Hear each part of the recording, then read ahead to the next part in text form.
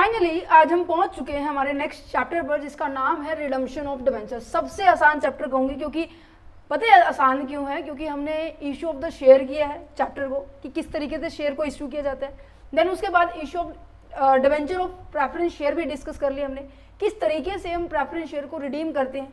इसके लिए हमने एक सेपरेट रिजर्व बनाया था, कैपिटल रिडम्पशन रिजर्व बनाया था, याद है या नहीं है? राइट हमें उसके इक्विवेलेंट बनाना पड़ता था कि हाँ जितने हमें रिडीम करने हैं एट द 5 ईयर के बाद, 3 ईयर्स के बाद, तो जितना अमाउंट हमें रिडीम करना होता है उतना अमाउंट हम क्या कर देते, प्रॉफिट में से निकाल लेते थे, है ना। अच्छा, उसके बाद हमने डिस्कस किया इश्यू ऑफ द डिबेंचर्स, कि डिबेंचर्स को कैसे इशू किया जाता है।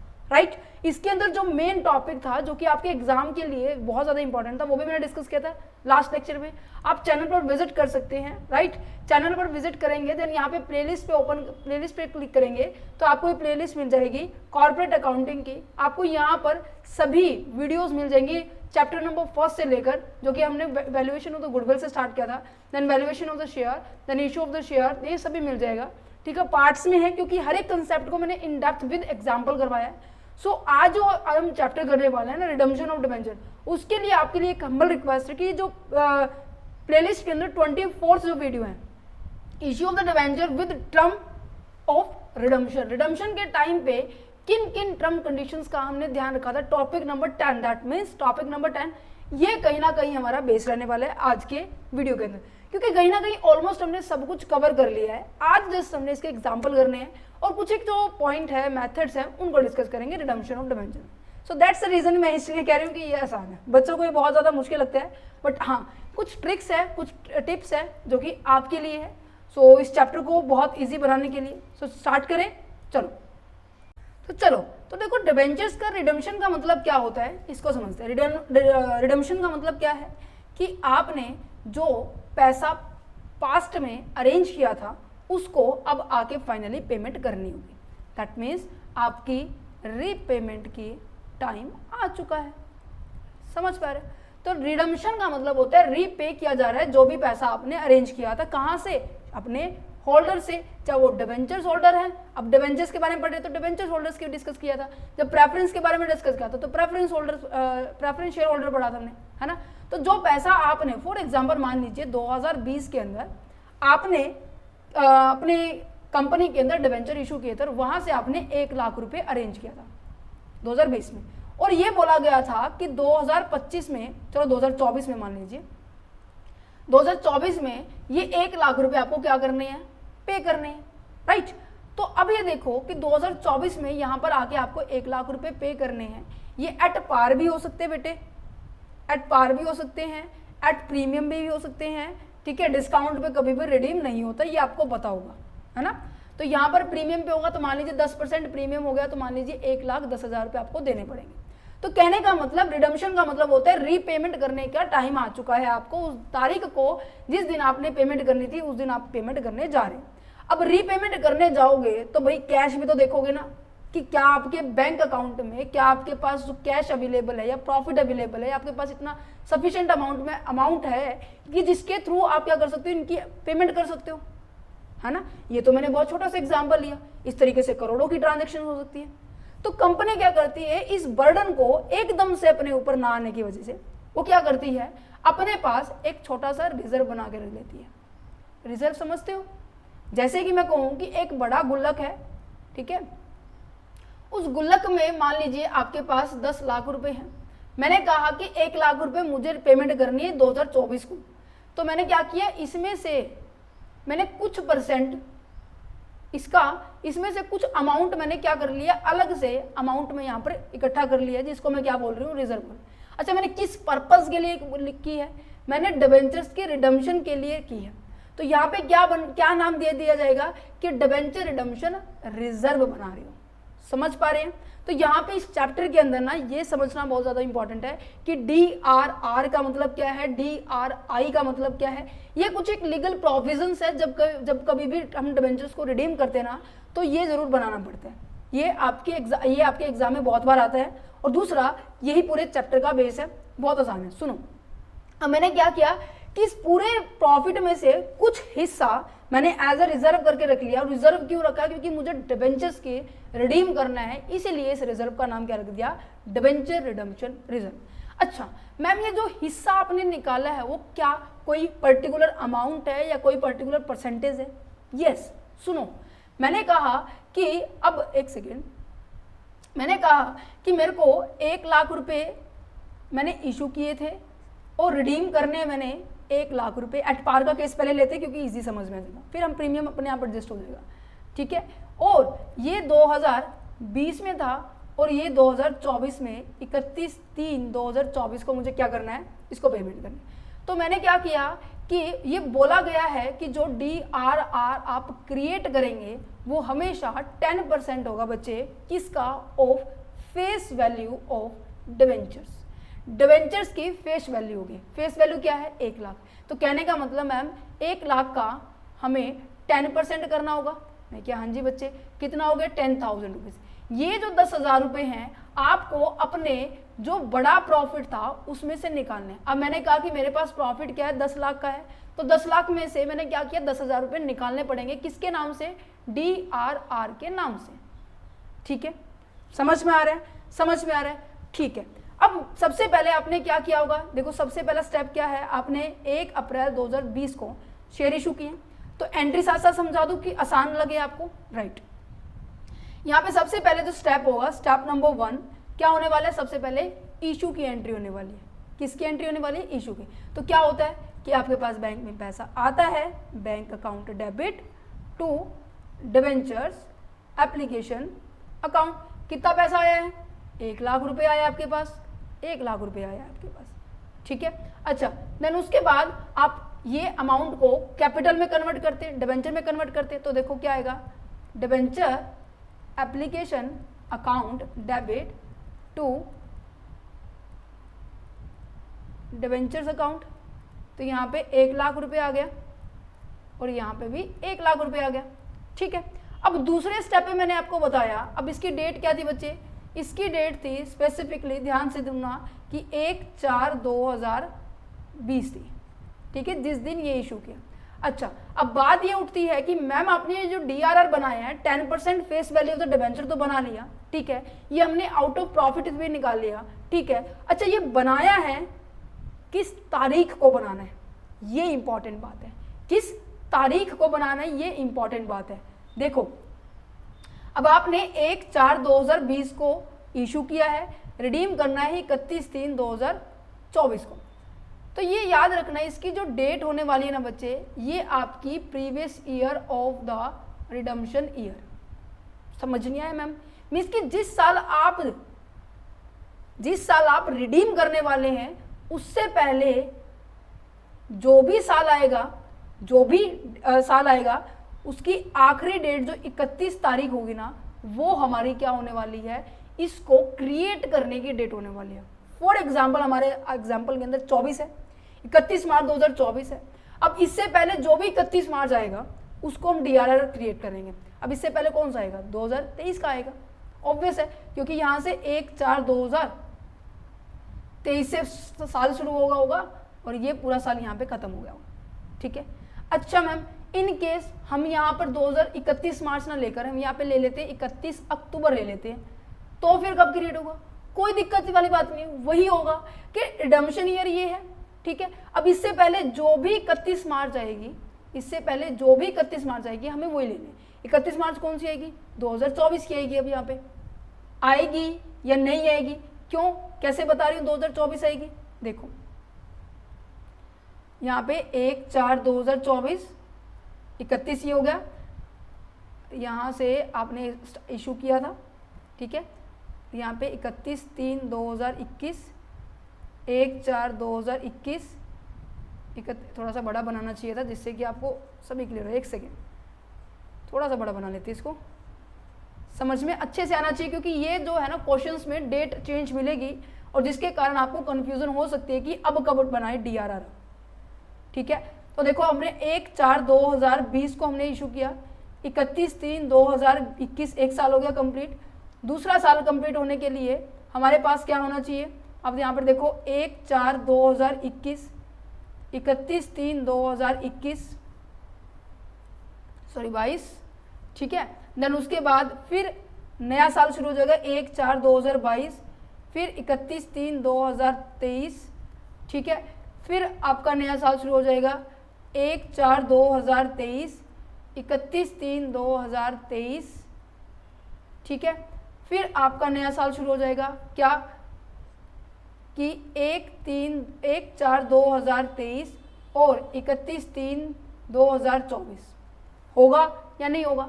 मैंने कहा कि आपने रिडीम कर दिया यहाँ पर अक्टूबर में आपने रिडीम कर दिया 31/3/2000, अब यहाँ 31/10/2000 यहाँ पे आपने 23 में रिडीम कर दिया। तो अब आपकी जो रिडम्पशन रिजर्व बनाने की डेट होने वाली है ना, इससे पहले जो भी 31 तारीख आ रही है, कौन सी तारीख आ रही है, ये वाली तारीख आ रही है, तो इस तारीख को हम क्या करने वाले हैं, DRR बच्चे क्रिएट करेंगे। तो आई होप समझ में आ गया होगा, अब कोई दिक्कत नहीं होगी कि जब भी रिडीम करें उससे पहले जो भी 31 मार्च आ रहा है उसको हम DRR क्रिएट करेंगे। अब हमारे एग्जाम्पल के अंदर हम क्या बना रहे हैं, 31 मार्च 2024 को हम अपने शेयर्स को डिबेंचर्स को रिडीम कर रहे हैं। तो इससे पहले जो 31 मार्च आ रही है वो क्या है, 31 मार्च 2023, ठीक है। तो यहाँ पर क्या होगा, 31 मार्च 2023 को मेरे को सबसे पहले रिजर्व बनाना होगा। अच्छा, रिजर्व कहाँ से बनाना है, मेरे को प्रॉफिट में से बनाना है। अब आपको मैंने पहले एंट्री बताई हुई है कि क्या क्रिएट कर रहे हैं, पहली बात तो DRR क्रिएट कर रहे हैं। मैं क्या, हाँ जी सर, कितना क्रिएट किया, 10,000 क्रिएट किया। कैसे निकाला, 1 लाख का हमने 10% कर दिया, वाह जी वाह। अच्छा, कहाँ से क्रिएट कर रहे हैं हमारे, या तो यहाँ पे लिख सकते हैं सरप्लस अकाउंट, या फिर मैं यहाँ पे लिख सकती हूँ statement of profit and loss account, क्योंकि आप प्रॉफिट में से ये हिस्सा आप क्या कर रहे हैं, निकाल रहे हैं। दैट्स द रीजन यहाँ पर ये आएगा। इतना समझ में आया, ठीक है। दूसरा स्टेप भी आई होप आपको समझ में आ गया होगा। देन अब आ जाती है कि गवर्नमेंट पता है क्या कहती है कि इसको तुम रिजर्व को निकाल के रख रहे हो इस तारीख को, ठीक है, इस तारीख को तुम रिजर्व को निकाल के रख रहे हो। अब यहाँ पर देखो तुम्हें रिडीम कब करना है, कहते सर यहाँ करना है। तुमने निकाला कब, कहते यहाँ निकाला है। क्या तुम इतने टाइम पीरियड तक इसको अपने पास ही रखोगे, क्या फायदा है भाई तुम्हारा इसके अपने पास रखने का, क्या ये पैसे बढ़ जाएंगे, नहीं बढ़ेंगे। जैसे मैं आपको कहूँ कि आपके पास 1 लाख रुपए घर में रखे हैं, तो घर में रखे रखे बढ़ जाएंगे, नहीं बढ़ेंगे ना। तो आपको अगर उसको इन्वेस्ट कर दो, उसको पैसे को क्या कर दो, इन्वेस्ट कर दिया जाए उन पैसों को, तो आपको कोई इनकम हो सकती है या नहीं हो सकती। डेफिनेटली आपने इन्वेस्टमेंट इसी जगह से किया, आपने इवन बैंक में भी इन्वेस्टमेंट कर दिया ना, शेड्यूल बैंक में आपने अपने पैसे को रख लिया, आपने SBI के अंदर रख दिया, तो आपको वहां से भी 6% का ब्याज मिलेगा 1 लाख के ऊपर में, इसकी 6,000 रुपये जरूर मिलेंगे, है ना। तो गवर्नमेंट ये कहती है कि जो आपको जब रिडीम कर रहे हो, रिजर्व बनाया आपने 31/3 को, तो कहते हैं कि 31 अप्रैल से 30 अप्रैल 2023, ठीक है, रिजर्व क्रिएट करने के बाद जो 30 अप्रैल आए ना उसको, ठीक है, उसको आपको क्या करना है, आपको ये पैसा इन्वेस्ट कर देना है। अगर क्वेश्चन में डेट गिवन हो कि आपने इन्वेस्टमेंट कब की है, तो उसी डेट को आप लिख देना कि हाँ जी हमने इस तारीख को इन्वेस्टमेंट की है। तो यहाँ पे डेट क्या होगा, अगर क्वेश्चन में ना गिवन हो तो 30 अप्रैल आपको लेनी है, ठीक है, और रिडम्पशन क्रिएट करने के बाद लेनी है। ये नया साल शुरू हो रहा है बच्चे, यहाँ से कौन सा साल शुरू हो रहा है, नया साल शुरू हो रहा है। यहाँ पे आपने इशू तक की एंट्री दी, ठीक है। अच्छा, एंट्री क्या बनेगी मैम, हमने डिबेंचर्स को रिडम्पशन को इन्वेस्ट कर दिया है, तो यहाँ पे क्या बन जाएगा, डिबेंचर रिडम्पशन रिजर्व जो भी आपका था वो आपने इन्वेस्ट कर दिया, ठीक है। रिजर्व भी आएगा, डिबेंचर रिडम्पशन इन्वेस्टमेंट आएगी, राइट, हाँ रिजर्व भी आएगा। क्यों, ध्यान से सुनो। अब आपको ये तो देखो डेट तो पता चल गई रिजर्व की, DRRI की डेट पता चल गई है कि 30 अप्रैल होने वाली है। अब बात आ जाती है कि मैम अब बात की जाए तो ये कितने % क्रिएट होगा, ये रेट जो होने वाली है ये आपका 15% है। किसका होने वाली है, ये आपकी जो भी रिडम्पशन वैल्यू है ना, जो भी रिडम्पशन वैल्यू है उसकी फेस वैल्यू। अब आपको पता है ये मैंने आपको लास्ट लेक्चर के अंदर समझाया था टॉपिक नंबर 10 के अंदर कि इशू जो होता है ना, और जिसकी फेस वैल्यू मैंने कहा कि 100 रुपये का है, 100 रुपये में बेच दिया। रिडीम 100 रुपये का है, 100 रुपये में बेच रही हूँ, 100 रुपये का है 110 में बेच रही हूँ, ठीक है। और यहाँ पे 100 रुपये का है मैंने 90 में कर सकती हूँ, 100 रुपये का है मैं 110 में कर सकती हूँ, ठीक है, राइट। आपने कभी नोट किया है, मैंने आपको बहुत बार डिस्कस किया हुआ है कि यहाँ पर ये वाले पॉइंट में अमाउंट केवल आपका फेस वैल्यू का आता है। अगर प्रीमियम पे इशू हुआ होता तो नीचे 2 में एंट्री आ जाती, 2 सिक्योरिटी प्रीमियम। अगर डिस्काउंट पे इशू होता है तो यहाँ पे ऊपर आ जाता है डिस्काउंट, इशू ऑन डिस्काउंट में। पता है इस बात का? अच्छा, हम यहाँ पर डिवेंचर की अमाउंट में हमेशा फेस वैल्यू लेते हैं। 100 का था 100 का ही लेंगे, आपने चाहे कितने में ही इशू किया हो, राइट? तो इसलिए बोला जाता है रिडम्पशन किस पे लेनी है, फेस वैल्यू पे लेनी है। तो दैट्स द रीजन ये मोस्ट ऑफ क्या होती है आपकी, आप इसी को बोल सकते हो कि 1 लाख के ऊपर आपको पहले तो 10% लेना है एज अ DRR, और फिर 15% लेना है आपको DRRI का। तो 1 लाख का मैं 15% करूँ तो मेरे पास कितना हो गया, 15,000 रुपये मुझे इन्वेस्ट करने पड़ेंगे, और ये मेरे बैंक में से जाएंगे पैसे to account 15,000। I hope step number 3 आपको अब क्लियर हो गया होगा कि सबसे पहले आपको क्या करना था, इशू करना था, फिर DRR क्रिएट करना था, फिर 30 अप्रैल तक इनका क्या करना है, मुझे इन्वेस्ट करना है। अब मैंने कहा कि मैम मैंने इस तारीख तक मुझे इन्वेस्ट करना था, पेन को चेंज करती हूँ, मैम मेरे को इस तारीख तक मुझे इन्वेस्ट करना था, इससे यहाँ तक मेरा इंटरेस्ट भी तो बना होगा ना, वो आपको 31 मार्च को मिलेगा। कहते हैं डेफिनेटली मिलेगा।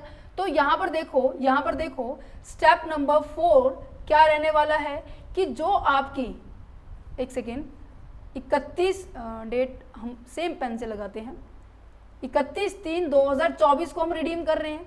तो सबसे पहले हम क्या करने वाले हैं, हमारी इनकम जो हुई है ना, इनकम जो हुई है फ्रॉम DRRI से वो नोट करेंगे, ठीक है। अगर क्वेश्चन में वही बात आ जाती है, अगर क्वेश्चन में परसेंटेज गिवन ना हो कि आपको इंटरेस्ट कितना मिला है तो ये एंट्री नहीं होगी बच्चे। अगर क्वेश्चन में ये इंटरेस्ट रेट गिवन है कि आपको 4% है, 5% है, 6% है, कुछ भी है, तो आपको ये एंट्री करनी होगी। मैं मान के चल रही हूँ ये 4% इंटरेस्ट है, तो इंटरेस्ट क्या है, आपकी इनकम है, तो बैंक अकाउंट हो जाएगा आपका डेबिट। किसके कारण हुआ, इंटरेस्ट ऑन इन्वेस्टमेंट हुआ। कितने पे हो रहा है कि 15,000 के ऊपर मुझे 4% के ऊपर क्या मिल रहा है, इंटरेस्ट मिल रहा है, तो कितना हो गया 600 रुपये मुझे क्या मिल रहा है, एज अ इंटरेस्ट मुझे मिल रहा है। Is that clear? समझ में आ रहा है? अच्छा, जो मैंने इन्वेस्टमेंट की थी स्टेप नंबर 4 के अंदर 31/3/2024 को, मैं अब इसको क्या करूंगी, 15,000 को जो मैंने इन्वेस्ट की थी इसको अब मैं क्या करने वाली हूँ, कैश करने वाली हूँ, इसको अब कैश में कन्वर्ट करने वाली, इसको सेल करने वाली हूँ। तो कैश में कन्वर्ट होगी तो क्या होगा, बैंक अकाउंट डेबिट टू क्या होगा, DRRI को हमने क्या कर दिया है, सॉल्व कर दिया है। तो यहाँ पे 15,000 मेरे पास ये आ गया। अब देखो 15,000 इन्वेस्ट करने से मुझे 600 का फायदा हो गया, जो कि कहीं ना कहीं आपकी रिडीम करने में मदद करने वाले, ठीक है। लास्ट एंट्री क्या होने वाली है, स्टेप नंबर 4 ये था, स्टेप नंबर 5 ये था, देन स्टेप नंबर 6 ये है कि आप ड्यू की एंट्री करेंगे। ड्यू की एंट्री क्या होती है कि आपने देखो किस पे रिडीम किया है, रिडीम एट पार पे किया, तो ऑब्वियस सी बात है क्या होने वाली है, debentures account debit to debenture holder 1 lakh रुपए, 1 लाख रुपए, ठीक है। अच्छा, डिबेंचर होल्डर को एक्चुअल में पेमेंट करने वाले हम, debenture holder account debit to bank account अब क्रेडिट हो जाएगा क्योंकि पैसे जा रहे हैं हमारे पास से, 1 लाख रुपए, 1 लाख रुपए। ये आ गया समझ में।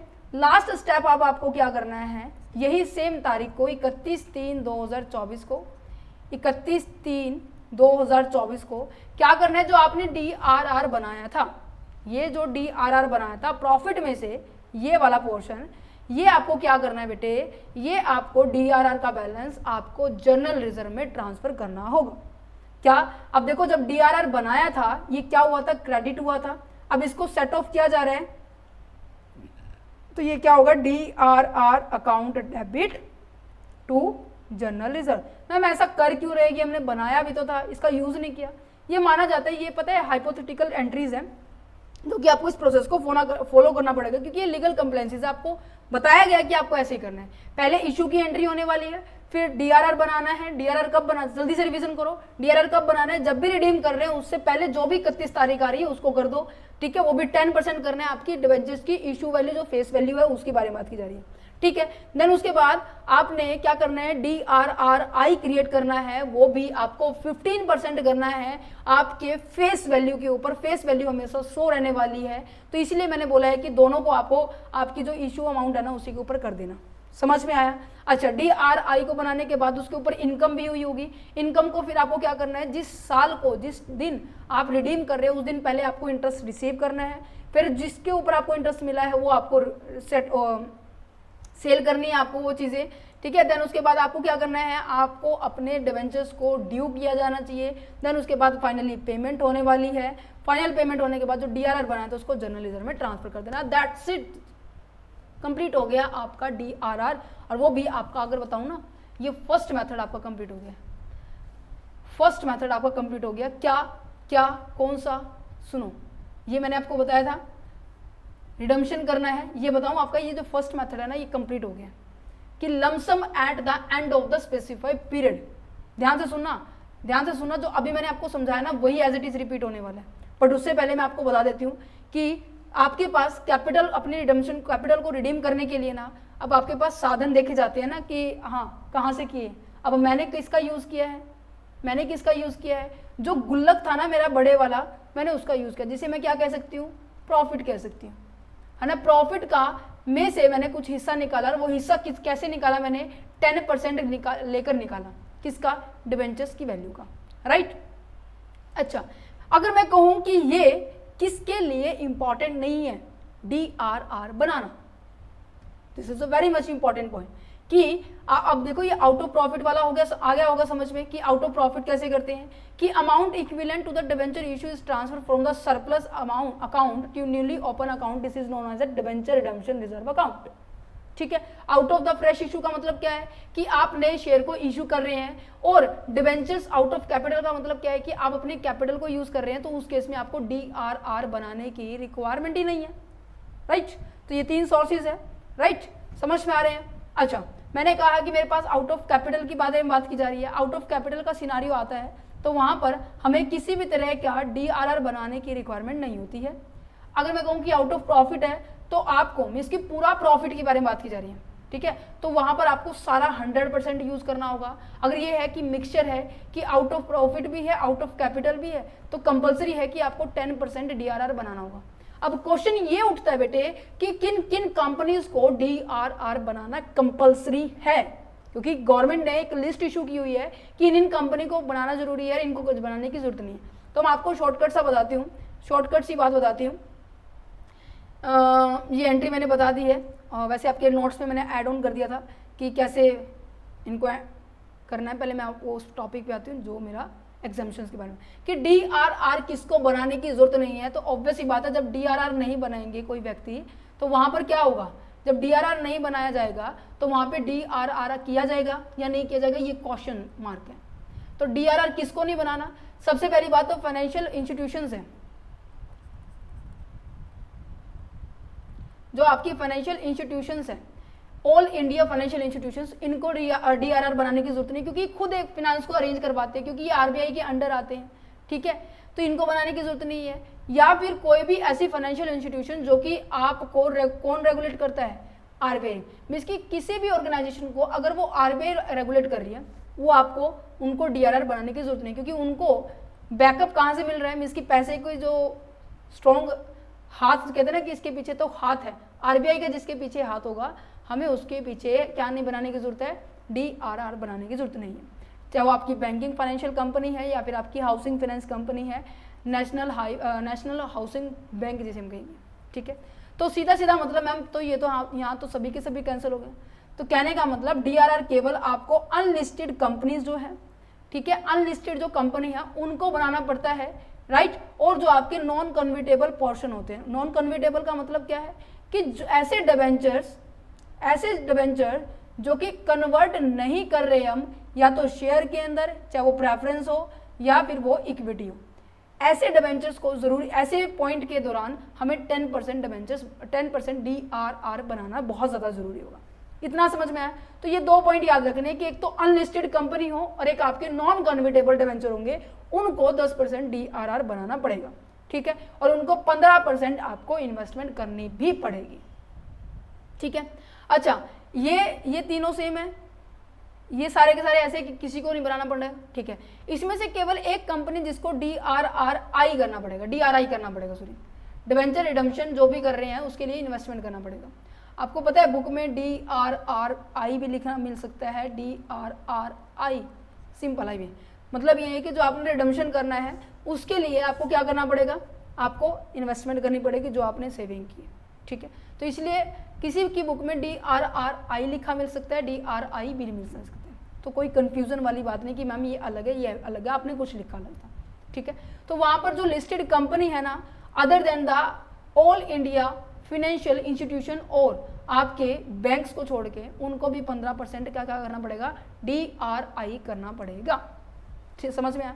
अब DRR का मतलब मैंने आपको समझा दिया कि DRR का मतलब क्या है, एक ऐसा रिजर्व है, एक सेपरेट स्पेशल रिजर्व कह सकते हैं, ठीक है, जो कि क्रिएट किया जाता है to ensure that have the sufficient fund, कि आपके पास सफिशिएंट फंड है to repay their debenture holders, अपने डिबेंचर होल्डर को पे करने के लिए रिडम्पशन के टाइम।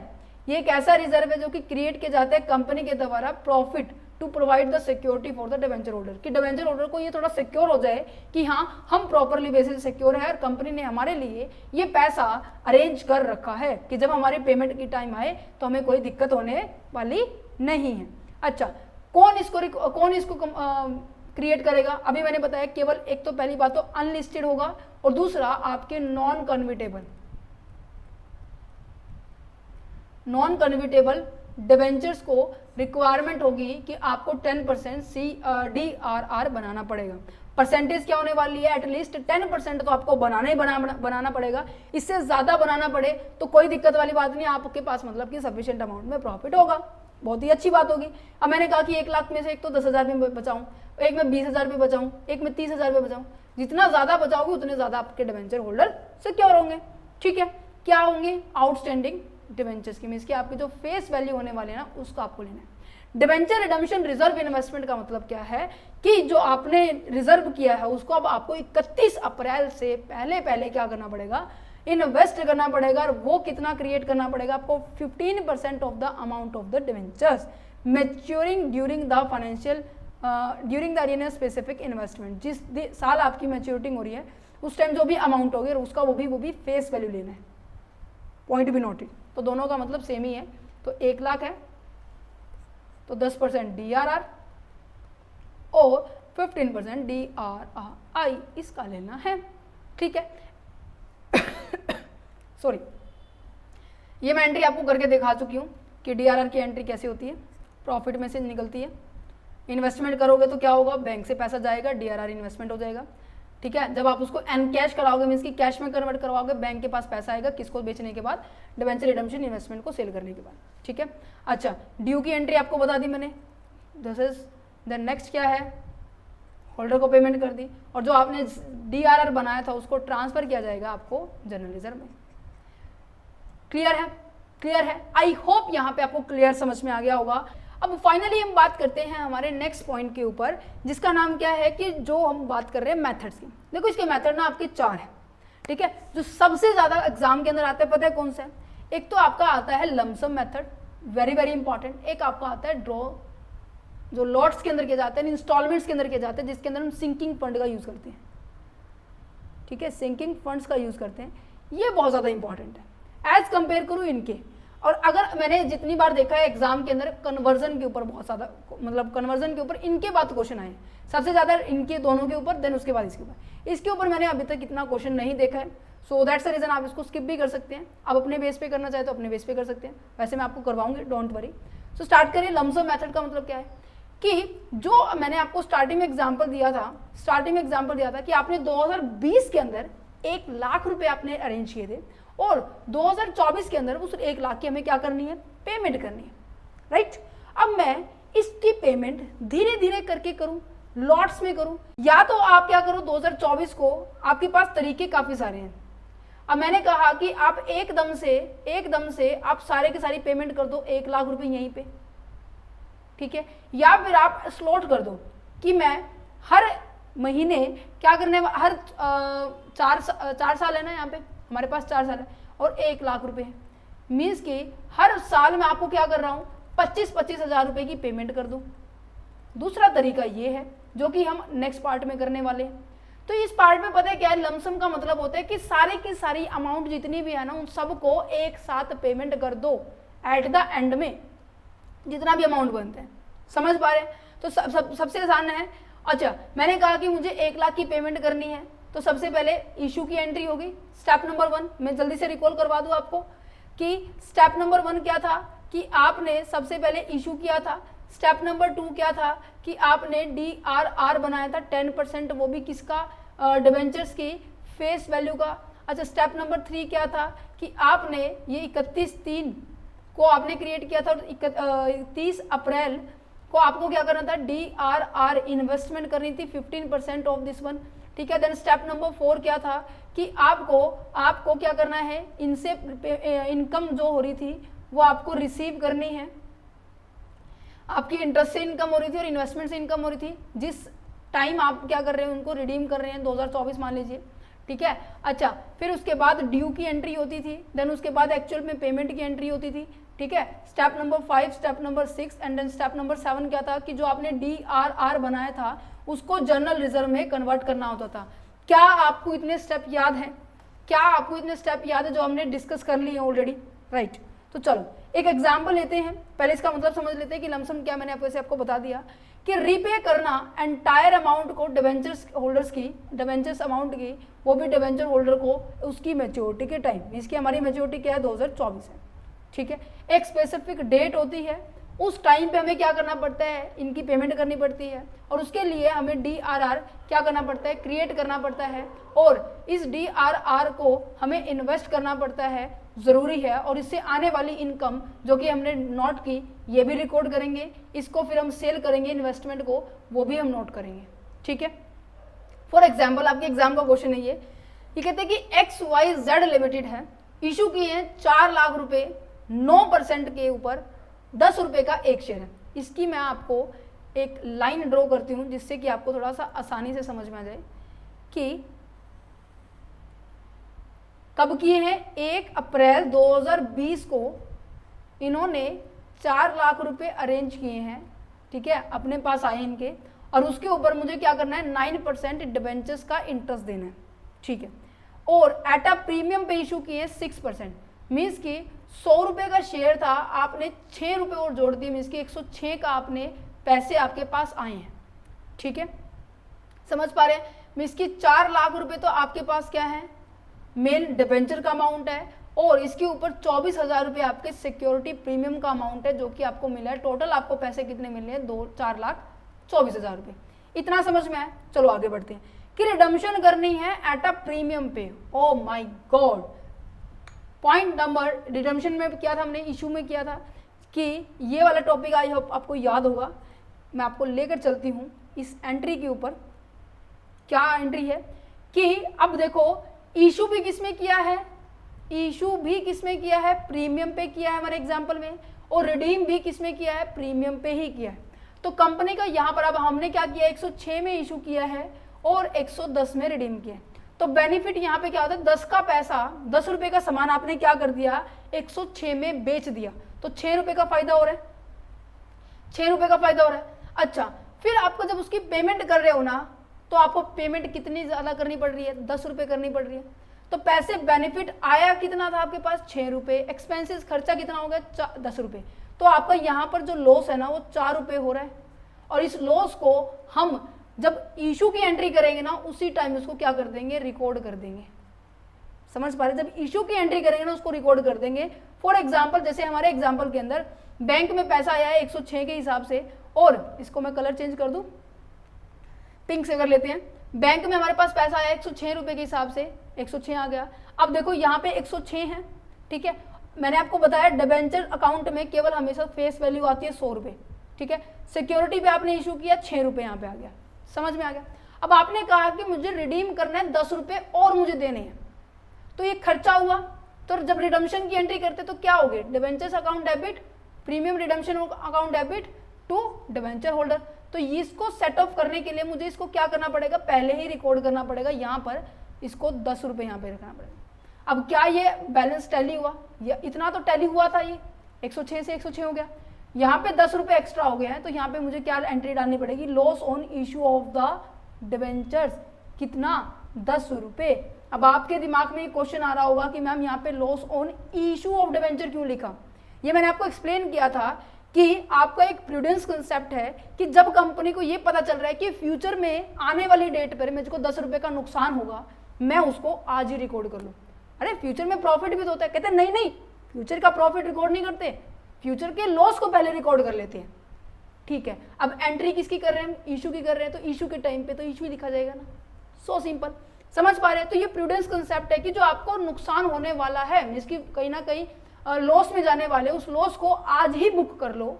ठीक है, उस लॉस को आज ही बुक कर लो, तो ये एंट्री इसलिए ये बनेगी आपकी।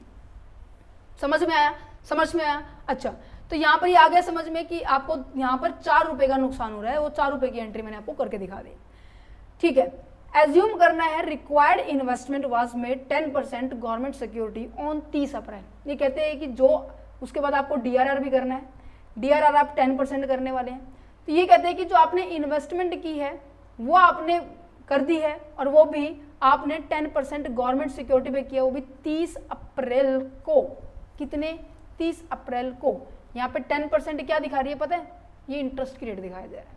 ठीक है, व्हेन मतलब कि DRRI आपको 15% इन्वेस्ट करना है और उसके ऊपर आपको 10 रुपये का इंटरेस्ट मिल रहा है, 10% का इंटरेस्ट मिल रहा है। ठीक है, redemption is the due the debentures was redeem on the due date. Due date को रिडीम हो गया, जर्नल एंट्री पास करनी है। तो सबसे पहले जर्नल एंट्री क्या करनी है, आपको इशू की करनी है। तो इशू बता दिया, bank account debit to debenture application. ठीक है, इस तारीख को हमें क्या करना है, bank account debit to debenture application करना है। ठीक है, कितना पैसा आएगा, 4,24,000 रुपये आएगा, 4,24,000 रुपये आएगा। मैंने आपको बताया क्योंकि इसके अंदर प्रीमियम की अमाउंट इंक्लूड है। अब जब मैं इसकी एंट्री ड्यू की, अब ये इसको मैं कैपिटल में कन्वर्ट कर रही हूँ, तो यहाँ पे डेट क्या आएगी, यही आएगी जिस दिन मैंने इशू किया। ठीक है, debenture application account debit 4,24,000, to debentures ये भी क्लियर हो गया, टू सिक्योरिटी प्रीमियम 24,000 हो गया। अब मेरे को ये पता चल रहा है कि मुझे फ्यूचर में मुझे क्या करनी है, फ्यूचर में मुझे क्या करनी है, प्रीमियम पे पैसा देना। तो 10 रुपये जो मुझे एक्स्ट्रा देना है ना, 10 रुपये मुझे एक्स्ट्रा देना है, वो 4 लाख का मुझे 10% प्रीमियम और देना है। दैट मीन्स 40,000 रुपये मेरे लिए खर्चा है। तो यहाँ पे 40,000 से एंट्री हो जाएगी। Is it clear, 40,000 and this is a 40,000 loss on the issue of debenture. ठीक है, समझ में आ रहा है, समझ में आ रहा है। 100 रुपये का डिबेंचर इशू किया था 106 में, 100 रुपये का डिबेंचर इशू कर दिया 110 में।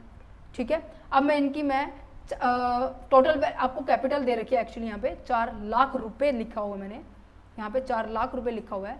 अगर यहाँ पे ये लिखती कि मैं 4,000 शेयर्स हैं, तो यहाँ पर फ़र्क वही हिसाब पड़ता कि मुझे यहाँ पे बस अब 4,000 से मल्टीप्लाई करनी है, मुझे यहाँ पे 4,000 से मल्टीप्लाई करनी है। So simple. ठीक है, समझ में आ रहा है, क्लियर है। अच्छा, ड्यू के इशू की एंट्री होगी। सेकेंड एंट्री क्या होगी, DRR क्रिएट करने की होगी। DRR किसके ऊपर क्रिएट करना है, face value of the debentures. और डिबेंचर की फेस वैल्यू क्या है, 4 लाख रुपए। 4 लाख के ऊपर मुझे 10% करना है, जो कि क्या होगा 40,000 मेरा DRR बनेगा। ठीक है, कहाँ से क्रिएट होगा, अब ये पूरा बड़ा गुल्लक है, उस गुल्लक में से मुझे 40,000 रुपये निकालने हैं। तो गुल्लक का नाम क्या है, प्रॉफिट एंड लॉस लिख लो या फिर सरप्लस लिख लो। टू डिबेंचर्स रिजर्व अकाउंट की मैंने DRR बनाया है 40,000 का, 40,000 का। ठीक है, अब ये डेट इंपॉर्टेंट है, मैंने आपको बताया था। अब आपको ये तो पता चल गया कि मैम हमें DRR बनाना तो है। अब मुझे पता लगा कि मुझे यहाँ पर कब रिडीम करना है, रिडीम बताओ कब करना है, ड्यू डेट कब है इसकी, हाँ 31 मार्च 2024 है, 31 मार्च 2024 है। मैंने आपको क्या बताया था, जो भी डेट हो उससे पहले जो भी आपकी 31 मार्च आए, अब 31 मार्च 2023 आएगी, इस तारीख को आपको DRR बनाना होगा। बनाना है नहीं बनाना, ठीक है, DRR बनाना है मुझे 31/3/2023 को, ये बना दिया मैंने 31/3/2023 को। ठीक है, अब जो DRR बनाया था उसको मुझे इन्वेस्ट करना है आने वाली 30 अप्रैल से पहले। अभी ये डेट 2023 है तो 2023 ही आएगा, 24 होता तो 24 आ जाता, 22 होता तो 22 आ जाता। तो कहने का मतलब इस टाइम पीरियड के अंदर अंदर मुझे पैसा क्या करना है, इन्वेस्ट करना है। DRRI की एंट्री हमारी 30 अप्रैल 2023 को होने वाली। ठीक है, क्योंकि हमें इतने टाइम का फिर इंटरेस्ट मिलेगा और फिर हम इंटरेस्ट की एंट्री करेंगे इस वाली तारीख को। आई होप मैं आपको समझाने में बिल्कुल आपको इजी लग रहा होगा, राइट। अच्छा, मैंने कहा कि 30/4/2023 को मैंने DRR कर दिया, DRR इन्वेस्टमेंट कर दी, बैंक से पैसा चला गया 15% of the face value of the redemption value. Redemption देखो क्या था, रिडम्पशन देखो क्या था, 4 लाख के शेयर्स को आपने 4,40,000 में बेच दिया, पर आपको तो फेस वैल्यू चाहिए ना, फेस वैल्यू ये होती है, तो वही इसलिए बोला जाता है कि जो इशू वैल्यू होती है उसी को हम लेके चल देते हैं कि 15% कितना हो गया, ओके। अच्छा, यहाँ पे 60,000 क्यों है, नहीं 60,000 नहीं आएगा यहाँ पे, 4 लाख का हम क्या करेंगे 15% करेंगे। अच्छा 60,000 ठीक है, sorry for that, okay 60,000 correct amount, ठीक है, समझ में आ रहा है। तो 60,000 की आपने इन्वेस्टमेंट कर दी, इज इट क्लियर। अच्छा, अब इस 60,000 के ऊपर आपको मैंने आपको ऊपर बताया था कि आपको क्या मिल रहा है, 10% क्या है, गवर्नमेंट का इंटरेस्ट है, ठीक है। अब यहाँ पर देखो 30 अप्रैल से लेकर 31 मार्च 2024 तक की मंथ कितने हुए, अप्रैल तो खत्म हो गया भाई, लेंगे या नहीं लेंगे, नहीं लेंगे। मई लेंगे, यस, मई जून जुलाई अगस्त सितंबर अक्टूबर नवंबर दिसंबर जनवरी फरवरी मार्च, कितने महीने हुए बेटे, मेरे पास यहाँ पर हो गए 11 महीने, मीन्स कि इन 11 महीनों का मुझे इंटरेस्ट मिलेगा। कहते हैं हाँ जी बिल्कुल मिलेगा, तो इंटरेस्ट को कैलकुलेट करो। अब ये कहते हैं 60,000 रुपये आपने इन्वेस्ट किए हैं, किए नहीं किए, 11 महीने का आपको इंटरेस्ट मिलेगा और कितने परसेंट मिलेगा, आपको 10% मिलेगा। सो सिंपल, तो यहाँ पे कट करो, ठीक है, 12 पंजे 60 हो जाएगा, 0 गुना में 11, तो ये हो जाएगा 5,500 रुपये। ये क्या है, मेरे पास इंटरेस्ट आया, जो मैंने इन्वेस्टमेंट की थी ना बेटे उसके ऊपर मेरे पास इंटरेस्ट आया। इंटरेस्ट कब मेरे को रिसीव होगा, इंटरेस्ट मुझे रिसीव होगा जिस तारीख पर मैं रिडीम करने जा रही हूँ, this is a very much important, ठीक है। अच्छा, मैंने रिडीम किया 31 मार्च 2024 को, मैंने जो इन्वेस्टमेंट की थी उसको, उसके ऊपर मुझे इंटरेस्ट मिल रहा है, तो बैंक अकाउंट डेबिट, ठीक है, बैंक अकाउंट डेबिट। अगर इसकी ना आप अलग अलग एंट्री भी कर सकते हैं कि पहले मेरे को मैं इंटरेस्ट की कर दूं, bank account debit to interest on investment, कितना 5,500 रुपये और 5,500 रुपये। फिर मैं एंट्री कर सकती हूँ कि मैंने जो भी इन्वेस्टमेंट की थी उसको मैंने एनकैश कर दिया है DRRI को, 60,000 रुपये यहाँ पे, 60,000 रुपये यहाँ पे। मैंने दोनों को कंबाइन करके यहाँ पे एंट्री लिखी हुई है। आप कोई भी मेथड यूज कर सकते हैं, अगर आपके पास सफिशिएंट टाइम है तो आप ये कर दीजिए, अदरवाइज कंबाइन में कर दीजिए। 60,000 रुपये आपकी इन्वेस्टमेंट के, 5,500 आपके पास इंटरेस्ट के हैं, टोटल अमाउंट बैंक के पास कितना है 65,500 रुपये, ठीक है। देन उसके बाद ड्यू की एंट्री करनी है कि debenture account debit to premium on redemption, खर्चा है कंपनी के लिए तो हमने इसको डेबिट कर दिया है, ठीक है। तो और फाइनल पेमेंट 4,40,000 की हो जाएगी, दैट्स इट। और जो अमाउंट आपने DRR का क्रिएट किया था, कितना किया था, 40,000 क्रिएट किया था, 4 लाख के ऊपर 10% जो क्रिएट किया था, उसको क्या करना है, आपको आपके जनरल रिजर्व में ट्रांसफर करना है। सेम तारीख रहने वाली है, ये आखिरी तारीख है, ठीक है। अच्छा, अगर कंपनी को प्रॉफिट हो रहा है, अगर कंपनी को यहाँ पर इंटरेस्ट इनकम हुई है, इनकम हुई है, इंटरेस्ट रिसीव हुआ है। अब इंटरेस्ट जब रिसीव होता है, कंपनी का प्रॉफिट का बैलेंस क्या हो गया होगा, बढ़ गया होगा। अब आपको पता है trading account, profit and loss account में जब इनकम बढ़ती है तो कहाँ जाती है, तो यहाँ पे आती है इंटरेस्ट रिसीव, और ये क्या हो रहा है, क्या हो रहा है, क्रेडिट हो रहा है। कौन क्रेडिट हो रहा है, profit and loss account credit हो रहा है। किसकी वजह से हो रहा है, इंटरेस्ट रिसीव की वजह से हो रहा है। तो यहाँ पे इंटरेस्ट रिसीव हुआ, अब उसको हम डाल देंगे प्रॉफिट एंड लॉस अकाउंट में 5,500, 5,500। अच्छा, जो नुकसान हुआ है, नुकसान कौन सा हुआ है, मेरे को ये नुकसान हुआ है भाई। मैंने आपको बताया था कि रिडम्पशन के टाइम जो भी नुकसान होता है तो उसको कवर सबसे पहले कहाँ से किया जाता है, आपके फायदे में से किया जाता है, वो फायदा जो कि आपको प्रीमियम पे आपने जो इशू किया। अच्छा, प्रीमियम पे इशू करते वक्त आपको पैसा कितना मिला था, 24,000 मिला था। कितना मिला था, 24,000 मिला था। सुनो ध्यान से सुना इस बात को, आपको सिक्योरिटी प्रीमियम में अमाउंट बढ़ा है आपके पास 24,000 रुपये, आपको एक्सपेंस मीन्स की लॉस जो हुआ है वो कितने का हुआ है, 40,000 का हुआ है। तो मैंने आपको बताया था इशू ऑफ डिबेंचर के टाइम कि अगर ऐसा कुछ हो जाता है तो सबसे पहले इसको हम कवर करेंगे सिक्योरिटी प्रीमियम में से। अगर पैसे की कमी रह जाती है तो हम आउट ऑफ प्रॉफिट में से कर देते हैं। अब हमारे पास इस एग्जांपल के अंदर कि 24,000 हमारे पास क्या है, सिक्योरिटी प्रीमियम है, चलो ठीक है, तो यहाँ पे सिक्योरिटी प्रीमियम अकाउंट डेबिट हो जाएगा 24,000। जो कमी रही है, कमी कितने की रही है, 16,000 रुपये की कमी रही है, इसको हम कहाँ से कवर कर लेंगे, प्रॉफिट एंड लॉस अकाउंट के अकाउंट में हम डेबिट कर देंगे 16,000 रुपये, राइट। क्योंकि ये देखो प्रॉफिट एंड लॉस अकाउंट में डेबिट करेंगे टू किसके नाम से, कि रिडम्पशन के टाइम प्रीमियम दिया था, ठीक है। तो यहाँ पे होगा तो प्रॉफिट एंड लॉस अकाउंट क्या हो रहा है, डेबिट हो रहा है, तो इसको हम डेबिट कर देंगे। किसके कारण हुआ, ये हुआ है प्रीमियम और रिडम्पशन दिया है हमने 40,000 रुपये। उम्मीद करेंगे ये एंट्री आईओ मैंने डाली नहीं थी तो मैंने अभी लिख दिया है, ये भी आपकी 31 मार्च 2024 को होगी। यहाँ पे हो जाता है बेटे आपका ये कंसेप्ट क्लियर कि डिबेंचर रिडम्पशन रिजर्व कैसे किया जाना चाहिए, ठीक है। समझ पा रहे हैं, समझ पा रहे हैं, क्लियर है, ओके ओके। एंट्री समझ में आई, डीआरआर क्रिएट कैसे किया जाता है और इनकी टाइम ड्यूरेशन, इनका मंथ। फिर मैं दोबारा से रिपीट कर रही हूँ कि जो डीआरआर होता है वो 10% आपके डिबेंचर की फेस वैल्यू, DRRI आपके 15%, वो भी इसी की डाल दो क्योंकि दोनों की फेस वैल्यू, रिडम्पशन की फेस वैल्यू और इसकी फेस वैल्यू दोनों सेम ही होती है, सो कोई दिक्कत वाली बात नहीं है, ठीक है। सॉरी। और इसको डालना है आपको 31 मार्च, जो भी आपके रिडम्पशन का टाइम है उससे जो भी उसके बाद उससे पहले जो भी 31 तारीख का है उसको आपको ये एंट्री डालनी है, और उसके बाद 30 अप्रैल से पहले पहले आपको इन्वेस्टमेंट करनी होगी, अदरवाइज क्वेश्चन में इंफॉर्मेशन गिवन हो। क्लियर है, समझ में आ गया कि लमसम पेमेंट मेथड क्या होती है, डीआरआर क्रिएट कैसे किया जाता है, DRRI कैसे होता है। ये आपका एग्जाम का क्वेश्चन था जो कि आज हमने सॉल्व कर दिया। लग रहा है आसान क्वेश्चन, तो 5 6 7 स्टेप के अंदर पूरा क्वेश्चन खत्म हो जाए, ठीक है, समझ पा रहे, ओके। चलिए तो अब हम अपने नेक्स्ट पार्ट की ओर बढ़ते हैं जिसका नाम क्या है कि सिंकिंग फंड कैसे हम क्रिएट करते हैं स्पेसिफिक जब हम अपने शेयर्स को, अपने डिबेंचर्स को रिडीम कर रहे हैं, राइट। सो पहले हम सिंकिंग फंड का मतलब समझेंगे, देन उसके बाद हम रिडम्पशन की प्रोसेस को समझेंगे कैसे हम करने वाले। देखो जैसे हमने लास्ट पॉइंट में डिबेंचर रिडम्पशन रिजर्व क्रिएट किया था, कहाँ से क्रिएट किया था बच्चे, हमने क्रिएट किया था मैम इसको प्रॉफिट में से, किया था नहीं किया था। तो इसी तरीके से आपको सिंकिंग फंड भी, इसको हम क्या बोल सकते हैं, डिबेंचर रिडम्पशन फंड, एक और नाम दे दिया मैंने, ठीक है। इनको भी हमें क्या करना है, आपको प्रॉफिट में से ही क्रिएट करना है। तो मैम इसके और इसके बीच में एक्चुअल में फर्क क्या हुआ ये हम समझेंगे साथ साथ।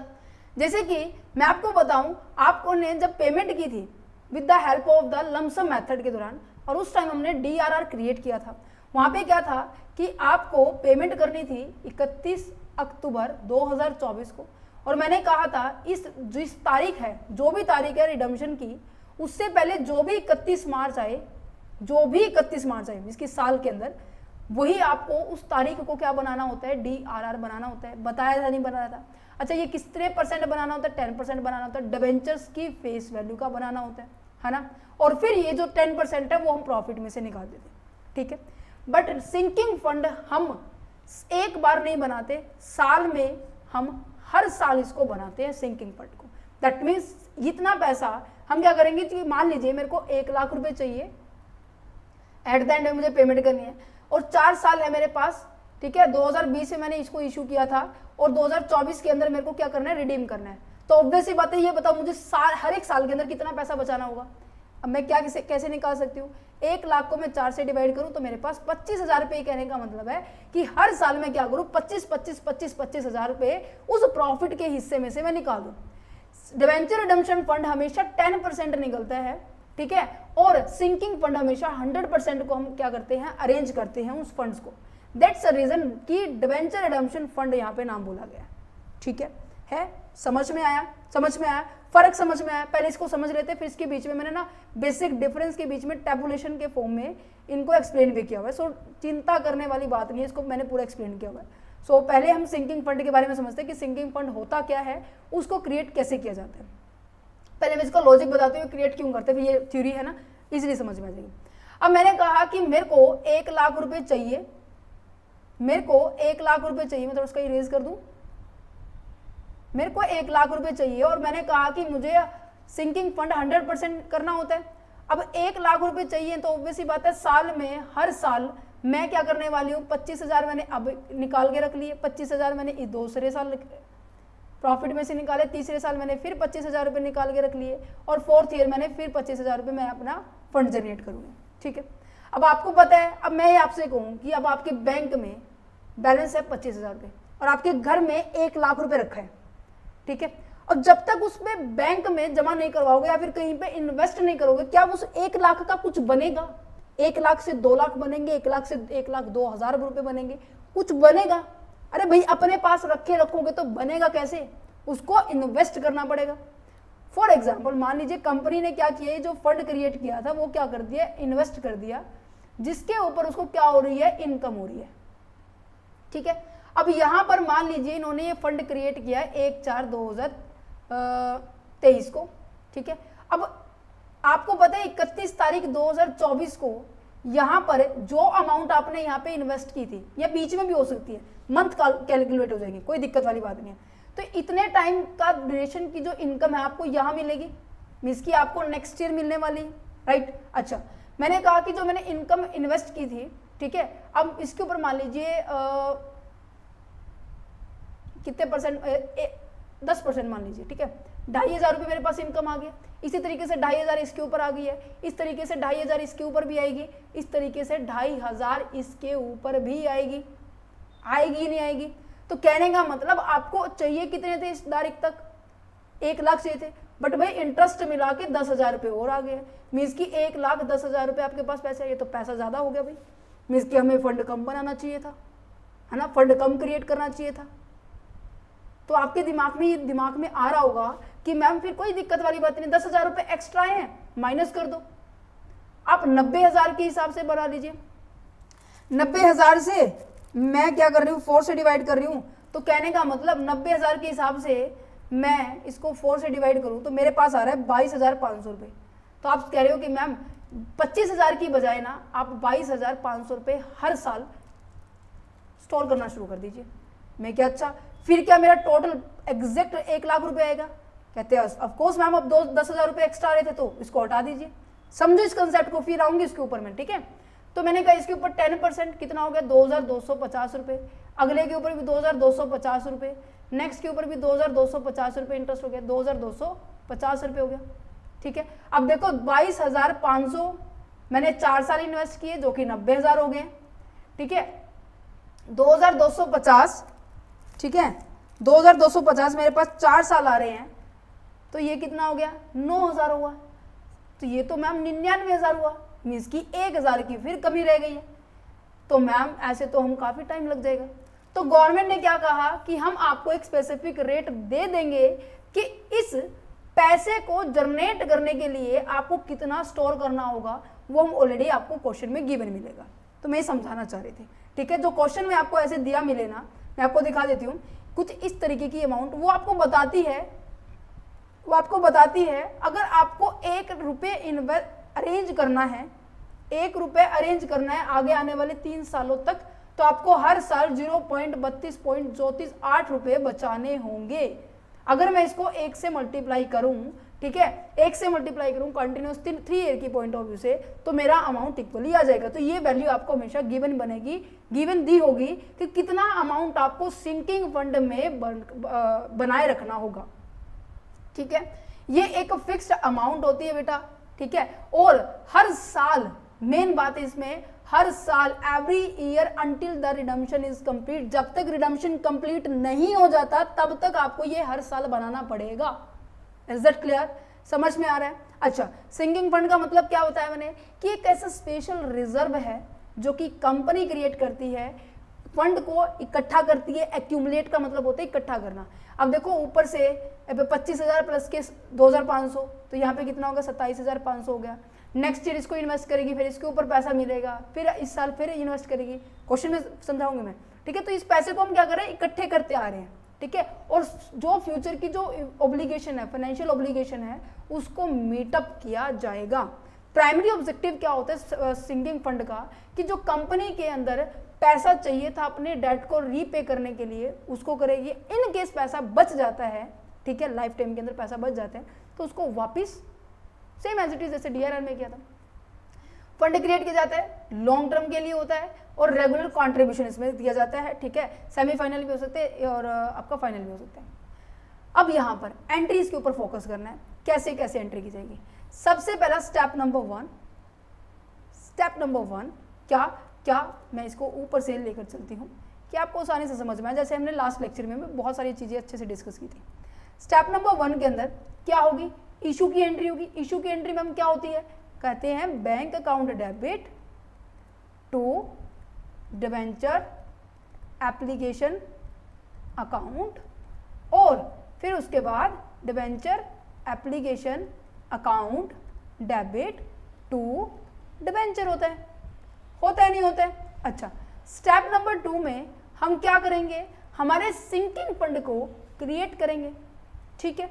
स्टेप नंबर 2 में हमारे सिंकिंग फंड को क्रिएट करेंगे तो वो कहाँ से होगा, प्रॉफिट में से होगा। अब मैंने कहा कि जैसे सरप्लस लिख लीजिए या फिर मैं कहूँगी प्रॉफिट एंड लॉस अकाउंट लिख लीजिए, कोई भी चीज़ लिख लीजिए। अकाउंट डेबिट क्या क्रिएट करना है मुझे, सिंकिंग फंड क्रिएट करना है। इज इट क्लियर, समझ पा रहे हैं। अच्छा, उसके बाद आपको इस जो भी फंड आपने क्रिएट किया है उसको हम इन्वेस्ट कर देंगे।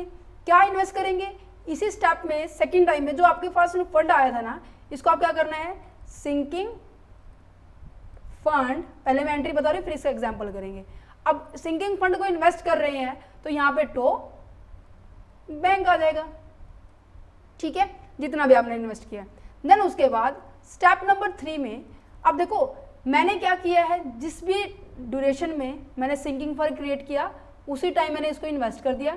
अब देखो नेक्स्ट 31 मार्च, अब मैं यहाँ से स्टार्ट करी थी 31, मान लीजिए 1 अप्रैल डेट को हम ब्लू पेन से करने वाले हैं जिससे कि आपको थोड़ा सा समझ में आ जाए।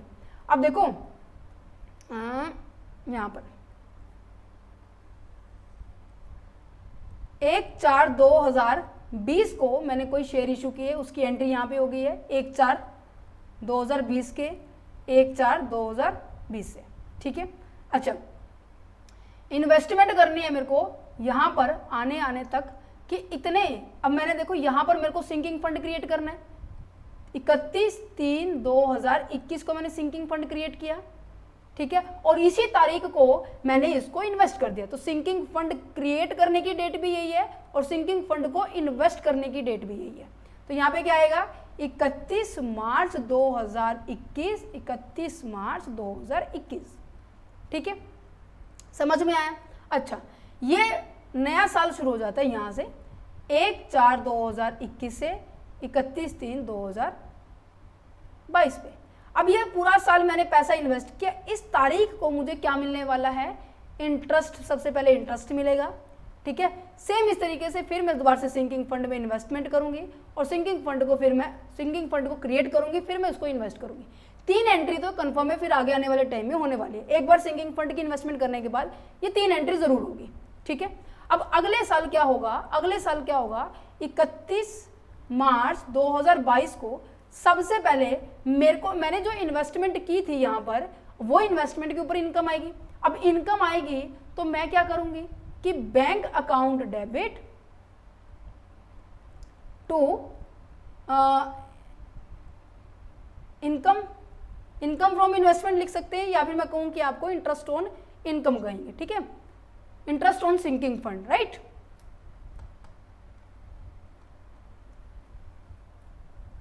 यहां पे लिखेंगे इंटरेस्ट ऑन सिंकिंग फंड, ठीक है, to interest on sinking fund, ठीक है।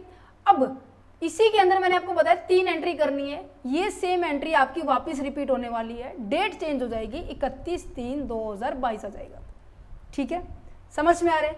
मैंने कहा मैंने 4 साल तक मैंने ये इन्वेस्टमेंट सिंकिंग फंड क्रिएट करना है, तो फर्स्ट ईयर ये हो गया, दूसरा साल ये अपना निकल गया है, तीसरे साल मेरे को क्या करना है, यहाँ पर 1/4/2022 से 31/3/2023 और 1/4/2023 से 31/3/2024।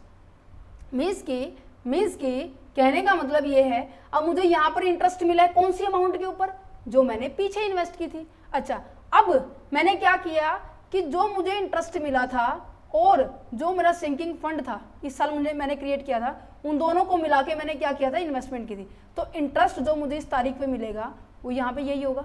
अब देखो यहाँ पे ना डेट चेंज हो जाएगी, बाकी सभी चीज़ें एज इट इज रहने वाली है कि 31/3/2023 को पहली बात मुझे इंटरेस्ट मिलेगा, फिर ये दोनों एंट्री सेम हो जाएंगी 31/3/2023 को, ठीक है, ये तीनों एंट्री सेम होगी, ठीक है। देन उसके बाद आ जाता है वो साल जिसमें हमें पेमेंट करनी है, ये वो साल आ जाएगा 4th ईयर जिसमें हमें पेमेंट करनी है। 3rd ईयर ही हो गया, 4th ईयर हुआ। अब यहाँ पे सबसे पहले मुझे क्या करना है, सबसे पहले क्या करना है, इस तारीख को सबसे पहली एंट्री होगी इंटरेस्ट को रिसीव करने की। और यहाँ तक अब देखो इस तारीख को हम इन्वेस्टमेंट करते थे, इस तारीख को हम क्या करते थे, फंड क्रिएट करते थे। अब मुझे भाई पहली बात तो इंटरेस्ट मिलना चाहिए जो अभी तक मैंने इन्वेस्ट कर दिया, ठीक है। दूसरा मेरे को क्या करना है, सिंकिंग फंड क्रिएट करना है। बट इस साल मैं इन्वेस्टमेंट नहीं करूंगी, क्यों, क्योंकि वो पैसा मेरे पास ही रखना पड़ेगा, क्योंकि अगर मैंने इन्वेस्टमेंट कर दी तो वो नेक्स्ट ईयर में मुझे मिलने वाला है, कहीं ना कहीं मैं यही समझूंगी, है ना। तो इस साल मुझे इन्वेस्टमेंट नहीं करनी है। अच्छा, और जो मैंने इन्वेस्टमेंट कर रखी थी मीन्स की एक इन्वेस्टमेंट, इसको मैं कलर चेंज कर दूं, पिंक से ले लूं, दिख जाएगा आपको, एक इन्वेस्टमेंट, दूसरी इन्वेस्टमेंट, और जो यहाँ पर तीसरे साल इन्वेस्टमेंट की होगी इंटरेस्ट, सिंकिंग फंड क्रिएट और सिंकिंग फंड को इन्वेस्ट है। ये तीनों इन्वेस्टमेंट को हम जोड़ेंगे और यहाँ पे हम इसको क्या कर देंगे, सेल कर देंगे, ठीक है। 5th पॉइंट पे हमें क्या करना है, ड्यू की एंट्री करनी है, फिर पेमेंट की एंट्री करनी है, फिर अगर कोई पैसा बच जाता है तो हम उसको पे ऑफ कर देंगे। उम्मीद करेंगे आपको ये समझ में आया होगा। सबसे पहले क्या करना है, दोबारा से रिपीट कर रही हूँ, सबसे पहले क्या करना है कि आपको इशू की एंट्री करनी है, फिर उसी साल के अंदर आपको इन्वेस्टमेंट करनी है सिंकिंग फंड के अंदर, और उसी सिंकिंग फंड को आपको इन्वेस्ट भी करना है। सिंकिंग फंड पहले क्रिएट करना है, sorry for that, sinking fund create करना है, फिर उसको इन्वेस्ट करना है। पहले साल आपकी 3 एंट्री होने वाली है, दूसरे साल भी 3 आपकी एंट्री होने वाली है। 3 क्यों बोला मैंने, क्योंकि एक तो इंटरेस्ट की, जो आपने इन्वेस्ट किया तो उसके ऊपर इंटरेस्ट मिलेगा, फिर दोबारा से आपको फंड क्रिएट करना है, फिर फंड को आपने इन्वेस्ट करना है, ठीक है। अच्छा, देन उसके बाद जब जिस साल आपको रिडीम करना है उस साल आप इन्वेस्टमेंट नहीं करेंगे, इंटरेस्ट भी मिलेगा, उस साल आपको सिंकिंग फंड भी क्रिएट करना है, ठीक है, सिंकिंग फंड भी क्रिएट करना है। पर जितनी आपने ऊपर 3 साल 2 साल जो भी है 4 साल 5 साल में आपने इन्वेस्टमेंट की तो उसको बेच देना है, ठीक है, फिर रिडम्पशन की एंट्री करनी है और सिंकिंग फंड को ट्रांसफर कर देना है जनरल रिजर्व में। क्लियर है, एक एग्जाम्पल करें, समझ में जल्दी आ जाएगा। अब देखो इसको अब मैं थोड़ा सा क्लियर कर देती हूँ, क्योंकि अब मैं यहाँ पर अपनी चार्ट बनाना है। देखो मैं आपको भी कहूँगी कि एक लाइन ड्रॉ करना जब हम क्या कर रहे हैं, एक लाइन ड्रॉ करना जब हम क्या कर रहे हैं, क्वेश्चंस को सॉल्व कर रहे हैं, क्योंकि इस तरीके से क्वेश्चन जल्दी सॉल्व होगा, ठीक है। अब इन्होंने कहा एज्यूम दैट एबीसी लिमिटेड ने इशू किए 1000 शेयर जिसकी वैल्यू थी 200 रुपये। ध्यान से सुनना, 1000 शेयर हैं जिनकी वैल्यू कितनी थी, 200 रुपये। मीन्स की कितने रुपए अरेंज किए हैं, 2 लाख रुपए अरेंज किए हैं। कहते हैं कि कब किए, 1 अप्रैल 2022 को। आओ मुझे यही डेट चाहिए थी। कहते हैं 1 अप्रैल 2022 को इन्होंने ये क्या किया है, इशू किया है। तो मैं पहले ये लगा लूं 31/3/2022, इसका पीरियड खत्म हो गया। दूसरा साल कब शुरू हो जाएगा, दूसरा साल शुरू हो जाएगा बेटे यहाँ हमारा यहाँ पर कि एक सेकेंड, दूसरा साल शुरू होगा हमारा 1/4/2022 को, यहाँ 23 आएगा, यहाँ 23 को, और ये खत्म हो जाएगा 31/3/2024 को। क्लियर है। अच्छा, अगला साल कब शुरू होगा, अगला साल शुरू होगा आपका यहाँ से 1/4/2024 से और 31/3/2024 तक, ठीक है, क्योंकि इसने बोला है कि हमें क्या करना है, पेबल आफ्टर द 3 ईयर, तो इसलिए मैंने 3 साल बना लिए, पहला साल, दूसरा साल बना लिया है और तीसरा साल बना लिया है, ठीक है, बना लिया है। अच्छा, दूसरा काम क्या करना है, ये अमाउंट लिख लेनी है, कितना मुझे पैसे की रिक्वायरमेंट थी, मैंने उसको इशू किया, ठीक है। उसके बाद उन्होंने कहा कि it has been be decided to set up the sinking fund for the purpose of the redemption. Redemption के पर्पज के लिए हमने सिंकिंग फंड को अरेंज किया और उसको मैंने इन्वेस्ट कर दिया। उसके ऊपर expected rate of return interest कितना मिल रहा है, 4% मिल रहा है, ओके। और वो दे रखा है 0.32.0348 है। मैं इसको देखो करके दिखाती हूँ आपको कैलकुलेटर में। 0.32034.8, ठीक है। अब मुझे कितने लाख रुपए अरेंज करने हैं? मुझे 2 लाख रुपए अरेंज करने हैं, और मैं इसको 0.32034.8 से अगर मैं मल्टीप्लाई कर दूं तो मेरे पास क्या आ जाएंगे, ये बताता है, एक सेकेंड,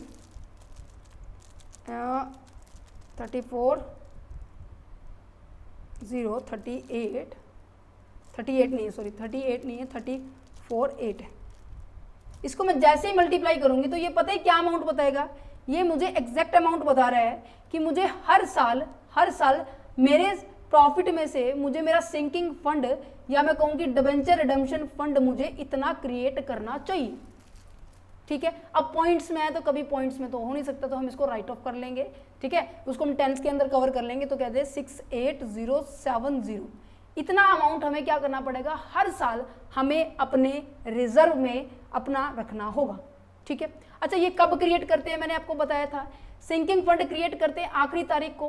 क्या होगी कि सिंकिंग फंड आपने जनरेट किया 68070 को, ठीक है, और आपने ये सिंकिंग फंड को आपने इन्वेस्ट कर दिया उसी तारीख को 68070 वाला अमाउंट, क्लियर है। तो पहले साल में आपकी 3 एंट्री होगी है, पहली तो इशू की एंट्री, दूसरी आपकी फंड क्रिएट करने की, तीसरी आपकी फंड को इन्वेस्ट करने की। एंट्री करके दिखा दूं तो चलो, लिखा हुआ है 1 अप्रैल 2022 को bank account debit to debenture application account 2 lakh, clear है, कोई दिक्कत कोई परेशानी नहीं है। ड्यू कैपिटल में कन्वर्ट कर देंगे, अलॉटमेंट करने वाले हम, ठीक है, 2 लाख हो जाएगी, ठीक है। फिर हम कहते हैं कि अमाउंट ट्रांसफर होगा सिंकिंग फंड के अंदर, ठीक है। ये हमने क्रिएट, मैंने आपको करके दिखा दिया कैसे क्रिएट हुआ है, ठीक है। अच्छा, एंट्री क्या होगी, profit and loss account debit to sinking fund, date important है, उसी साल के अंदर मैंने बताया 31 मार्च 2023 को होने वाला है। क्या ये 31 मार्च 2023 है? 31 मार्च 2023 है। Surplus account debit to sinking fund account 64,070 हो जाएगा, ठीक है। इसको हम इन्वेस्ट करेंगे, मैंने इन्वेस्ट कर दिया इसको। देन इन्वेस्टमेंट की एंट्री क्या होगी, उसी तारीख को sinking fund investment account debit to bank account, कितना हो जाएगा, ये पहले साल का काम हो गया खत्म, बिल्कुल फिनिश। कोई दिक्कत आई, कोई परेशानी आई? नहीं आई, आएगी भी नहीं, सुनो अब आगे। अब अगला साल हो गया शुरू, जो आपने यहाँ पर इन्वेस्टमेंट की थी उसके ऊपर सबसे पहले कहते हैं कि हाँ जी, जो भी इंटरेस्ट मिलता है, अब जो का मतलब क्या है, अब जो आपने इन्वेस्टमेंट की थी उसके ऊपर 4% इंटरेस्ट मिलेगा। कौन सी तारीख को मिलेगा बेटे, आपको 31 मार्च 2024 को मिलेगा। मीन्स कि इस तारीख को आपके पास 3 एंट्री होने वाली है, एक तो इंटरेस्ट की रिसीव की एंट्री होने वाली है, सिंकिंग फंड को क्रिएट करने की एंट्री होने वाली है जो कि 24/70 होने वाली है। इन्वेस्टमेंट हम करेंगे इंटरेस्ट और इसको मिलाकर इन्वेस्टमेंट करेंगे, ये बात ध्यान रखने की है, और इसमें कुछ नई बात नहीं थी, ठीक है। जितना आपके पास, अब मेरे पास इंटरेस्ट भी आ गया, मैं उसको भी तो इन्वेस्ट करूंगी ना, उसको थोड़ी ना बचा के रखूंगी। अब मुझे पता लग गया पैसे से पैसा कमाया जाता है, तो मैं क्या करूंगी, जो मेरा फिक्स अमाउंट था 68-70 का, उसमें जो भी इंटरेस्ट मुझे मिल रहा है मैं उस साल वो भी टोटल ऐड कर देंगे, ठीक है। अब मैं यहाँ पे इंटरेस्ट कैलकुलेट कर दूं, 68,070, एक सेकेंड, 070, इसके ऊपर मुझे 4% करना है। दैट मीन्स जो मेरा इंटरेस्ट बन रहा है बेटे वो कितना बन रहा है, कैलकुलेशन में अगर कोई दिक्कत हो तो बता देना मुझे, ठीक है। 2722.8 है, तो इसको हम लिख सकते हैं 27-23 लिख सकते हैं, ठीक है। अब नेक्स्ट ईयर का जो इंटरेस्ट बना, एक सेकेंड, गड़बड़ कर दी मैंने, अच्छा कैलकुलेटर में गड़बड़ कर दी, सॉरी फॉर दैट, एक सेकेंड, गड़बड़ हो गई है। क्या मैंने 68,070 किया था, 68,070 ही है क्या, 68,070 नहीं है, 64,070 है। ये मैंने आपको बता रही थी, मैं गलती हो गई है, मुझे देख के लग रहा था कि यहाँ पे 68,070 नहीं है, एक सेकेंड, यहाँ पे यहीं से मिस्टेक हो रही है। ओ माय गॉड, बड़ी गलती हो गई ये तो, चलो कोई बात नहीं, मेरे को पता लग गई है तो कहीं ना कहीं अब आपको भी पता लग जाएगी। मैं इसको क्रॉस चेक कर लेती हूँ, जस्ट अ सेकेंड, कि पॉइंट 32034 को मुझे क्या करना है, 0.32034 को मुझे करना है इंटू 8 भी है, कभी मैं भी फिर गलत कर दूं, है ना, और मुझे क्या करना है, इसको मल्टीप्लाई करना है 2 लाख रुपीज़ से, तो ये 70 आ रहा है। ठीक, आई होप सबका भी यही आ रहा होगा, मैं इसको क्रॉस चेक कर लेती हूँ। Yes, this is the 64 point, एक सेकेंड, यहाँ पे 64,069 आ रहा, तो मैं यहाँ पे 70 कर देती हूँ, तो 6407 हमें इन्वेस्ट करना है। ठीक है, अब यहाँ पे 6, मैं इसको चेंज कर लेती हूँ, अदरवाइज हम सारा गलत कर देंगे क्वेश्चन को। तो यहाँ पे 64070 आ रही है, 64070 आ रही है। तो जितना हमने इन्वेस्ट किया था 6470 हमें नेक्स्ट ईयर करना है, और इंटरेस्ट कितना कैलकुलेट होगा, 64070 के ऊपर 4% इंटरेस्ट कैलकुलेट होगा। इसको भी कर लेते हैं 64070, ठीक है, 4% करेंगे तो ये आ जाएगा मेरे पास 225.62 आ रहे हैं, 2562.8 क्लियर है। अब यहाँ पर मेरे पास आया इंटरेस्ट पॉइंट में 8 है, तो मैं इसको आगे कर दूँ 2563 कर दूँ। ठीक है, अब पहली बात तो इंटरेस्ट की एंट्री करेंगे, क्या interest bank account debit to bank account debit next year की 31 मार्च 2024 को, एक सेकेंड, हाँ नेक्स्ट ईयर क्या करेंगे 31 मार्च 2024 को 2563 से मेरे पास इंटरेस्ट आया है, तो bank account debit to interest on of sinking fund हो गया। ठीक है, अब इस साल मुझे सिंकिंग फंड भी क्रिएट करना है, वही 31 मार्च को सेम अमाउंट होने वाली है। ठीक है, सेम अमाउंट होने वाली है, क्या क्या profit and loss account debit to sinking fund. आप सोच रहे होगे कि मैम ये एंट्री कौन सी है। अब पता है आपको, मैंने आपको बताया कि जो मेरे को इंटरेस्ट मिला है 2563 को, इसको भी मैं सिंकिंग फंड में डालने वाली हूँ, और इसी को मैं फिर आगे इन्वेस्टमेंट करूंगी, तो मैं इसको सिंकिंग फंड में डालने की एंट्री दिखा सकती हूँ। ठीक है, interest on sinking fund account debit to sinking fund. ठीक है, पहले इंटरेस्ट आया, जैसे कि हमारे पास मैंने आपको लास्ट लेक्चर में करवाया था कि जब मेरे पास इंटरेस्ट ऑन डिबेंचर आया था, इनकम थी, तो मैंने प्रॉफिट एंड लॉस अकाउंट के क्रेडिट साइड में डालने की एंट्री की थी, नहीं की थी, कि interest on debenture account debit to profit statement of profit and loss account. देखो ये वाली एंट्री मैंने कर रखी है, ये वाली देखो मैंने कर रखी है, कि जो भी चीज हो रही है ना उसको हर एक चीज में एंट्री में करके दिखा दो, कोई दिक्कत वाली बात नहीं है ना। तो यहाँ पर भी मैंने क्या किया, मेरे को इंटरेस्ट हुआ तो मैंने उसको सिंकिंग फंड में डाल दिया, क्योंकि मुझे सिंकिंग में ही रिजर्व डालना है, राइट। तभी तो इंटरेस्ट को हम ऐड करते करते करते, जो सिंकिंग फंड को ऐड करते करते करते तभी तो 2 लाख रुपए कंप्लीट होंगे, तभी तो हम सिंकिंग फंड में सारा का सारा पैसा डाल रहे हैं। ठीक है, अच्छा, फिर फाइनली मैं क्या करने वाली हूँ, इन्वेस्टमेंट करने वाली हूँ। इन्वेस्टमेंट क्या करूंगी, जो मैंने 64,070 का 64,070 ये वाली अमाउंट होगी, और जो इससे ऊपर जो भी अमाउंट है ना इंटरेस्ट की अमाउंट, वो ऐड करके हमें क्या करना है, इन्वेस्टमेंट करना है। ऐड करके हमें क्या करना है, इन्वेस्टमेंट करना है, जो कि मैंने आपको यहाँ पे बताया था। दोनों को प्लस कर दो तो मेरे पास क्या आ जाएगा, 64,070 प्लस 2563 कितना आ जाएगा, 66633। ये अमाउंट मैं क्या करने वाली हूँ, इस साल इन्वेस्टमेंट करने वाली हूँ, राइट। समझ में आ गया, समझ में आ गया। तो कहने का मतलब, पहली बात तो मुझे यहाँ पर इंटरेस्ट की एंट्री होने वाली थी, जो कि मेरे पास कितनी हुई, 2563 की हुई। फिर मैंने क्या किया, इसको हमने सिंकिंग फंड में ट्रांसफर कर दिया। फिर मैंने क्या किया, सिंकिंग फंड मैंने क्रिएट किया। अब सिंकिंग फंड मैंने क्रिएट किया हुआ, तो ऑब्वियस ही बात है ये फंड यहाँ पर भी आया होगा, तो 2563, ठीक है, और दूसरा 64,070, ये दोनों आ गए। अब इन दोनों के दोनों बैलेंस को मुझे क्या करना है, इन्वेस्ट करना है। सो सिंपल, क्लियर हो गया, क्लियर हो गया। अब जो मैंने यहाँ पर इस डेट को मैंने इन्वेस्टमेंट की है ये, अब मुझे नेक्स्ट ईयर इसके ऊपर फिर इंटरेस्ट मिलेगा यहाँ पर आने के बाद। ठीक है, ठीक है। अब चलो फिर वही एंट्री कि सबसे पहले इंटरेस्ट के आइटम डालेंगे, इंटरेस्ट के आइटम डालेंगे कि मुझे इंटरेस्ट मिला है, इंटरेस्ट मिला है 5,228, और ये अब ये कैसे कैलकुलेट हुआ है, आप देखो पहले साल आपने कितना किया था, 64,070, ठीक है। अब दूसरा आपने क्या किया, 6,633 आपने इन्वेस्टमेंट की या नहीं की। अब देखो फर्स्ट ईयर की इन्वेस्टमेंट जो कर दी, वो क्या आपको कंपाउंड इंटरेस्ट निकालना आता होगा, तो ये कंसेप्ट आपको इजी लगेगा। आपने 64,070 आपने पहले साल की, अगले साल आपने 6,633 की, और मैं कह रही हूँ कि मुझे इस साल का इंटरेस्ट बताओ मुझे कितना मिला। पिछले साल के ऊपर भी मिलेगा, इस साल के ऊपर भी मिलेगा, मिलेगा नहीं मिलेगा।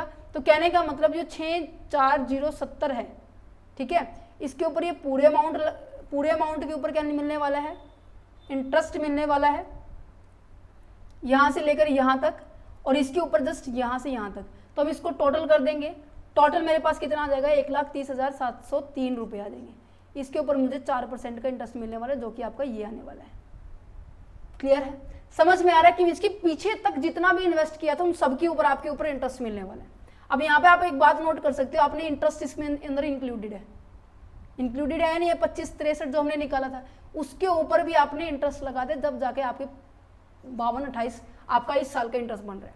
ठीक है, अच्छा इस इंटरेस्ट को मैं क्या करूंगी, सिंकिंग फंड में मुझे डालना है। Same as it is process कि 31 मार्च 2025 को मेरे को क्या करना है, सिंकिंग फंड में मेरे को यहाँ पे क्रिएट डाल देना है। अच्छा नेक्स्ट ईयर फिर उसी टाइम पे मेरे को क्या करना है, सिंकिंग फंड क्रिएट करना है। सिंकिंग फंड अब मुझे देखो 1 सेकेंड मैं उस पर लेके चलती हूँ। अब देखो यहाँ पर 1 साल हो गया कंप्लीट, दूसरा साल हो गया कंप्लीट, तीसरे साल क्या आप इन्वेस्टमेंट करोगे? मैंने आपको मना किया था इन्वेस्टमेंट तो करनी नहीं है, नहीं करनी ना। और इस टाइम पर आपको टोटल 2 लाख रुपए चाहिए। अब आप ये देखो कि आपने कितने लाख रुपए इन्वेस्टमेंट कर दी है, कितने लाख रुपए इन्वेस्टमेंट कर दी है। पहली अमाउंट, दूसरी अमाउंट और तीसरी अमाउंट, जो कि यहाँ पर आपका जो इंटरेस्ट बनाना है यहाँ तक, जो 52-28 जो था 28,800, इन सबको प्लस कर देंगे। ठीक है, देखो ये जो इंटरेस्ट बना था ना, ये एक तो आपका 64,070 प्लस आपका 66,633 प्लस, और इस साल का इंटरेस्ट 5,228, यहाँ तक आपने इस चीज़ों को इन्वेस्ट किया था। ठीक है, यहाँ तक तो इन्वेस्ट किया था और इस साल का मिल गया वो। अब जो बाकी बचा हुआ है ना, उसको आप इन्वेस्ट नहीं करेंगे, मीन्स की 64,070 को आगे इन्वेस्ट नहीं करेंगे। तो इसको एग्जैक्ट अमाउंट निकालने के लिए मैंने क्या किया, 2 लाख रुपए में से मैंने 1,30,000 तो यही है, 64,070 और क्या 6633 और ये वाला अमाउंट को मैं प्लस करके यहाँ से माइनस कर दूँ तो मेरे पास 64,069 बचेगा। पूरा एग्जैक्ट अमाउंट इस बार हमें इतना अमाउंट हमने क्या करना है, डालना है। इसको इन्वेस्ट नहीं करना, डालना है। ठीक है, अब मैंने क्या किया है, इस इन्वेस्टमेंट को मैंने क्या कर दिया, सेल कर दिया एट पार पे। ये प्रीमियम पे भी हो सकती है, ठीक है, डिस्काउंट पे भी हो सकती है। अगर प्रीमियम पे हुई तो कहीं ना कहीं आपकी फर्म का क्या हो जाएगा, प्रॉफिट हो जाएगा तो statement and profit and loss account के क्रेडिट साइड में डाल देंगे। अगर नुकसान हुआ तो statement and profit loss account के हमारे डेबिट साइड में डाल देंगे। ठीक है, तो bank account debit to sinking fund account. ठीक है, इतने में सेल कर दी। अब हमारे पास ड्यू की एंट्री हो जाएगी, सो सिंपल। और जो अमाउंट हमने क्रिएट किया था सिंकिंग फंड के लिए, ये हमारे पास अमाउंट आ जाती है। Is it clear? कोई दिक्कत है, कोई परेशानी है तो आप मुझे बता सकते हैं, अदरवाइज हम आगे बढ़ सकते हैं, या फिर हम नेक्स्ट पार्ट में करें। यस, हम नेक्स्ट पार्ट में करेंगे। ठीक है, तो अब मैं सीधा मतलब बताऊं इनका हमने क्या किया है। एक सेकेंड जस्ट अ सेकेंड, कि सबसे पहले हमने क्या किया है, हमारे पास जो भी शेयर्स थे हमने उसको इशू किया है। इस साल हमने इशू किया और उसी साल के 31 तारीख को हमने सिंकिंग फंड क्रिएट किया, और सिंकिंग फंड क्रिएट करने के बाद उसी डेट पर हमने उसको इन्वेस्ट किया है। So simple.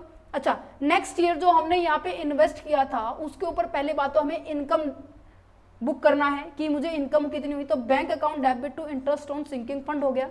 ठीक है, उसके बाद फिर क्या करना है, सिंकिंग फंड जो भी इनकम हुई है हमारे पास, ठीक है, उसको हमें सिंकिंग फंड में डालना है। जो इनकम हुई है इन्वेस्टमेंट से उसे हमें सिंकिंग फंड में डालना है। ठीक है, अच्छा फिर हमें क्या करना है, उसी साल दोबारा से हमें क्या करना है, जितना अमाउंट हमने सिंकिंग फंड क्रिएट करना था वो यहाँ पे किया। इन्वेस्टमेंट करते टाइम आपको ध्यान रखना है कि जो आपका इंटरेस्ट बना था और जो आपका सिंकिंग फंड का अमाउंट है, दोनों को ऐड करके हम फिर कहीं जाके इन्वेस्टमेंट करेंगे।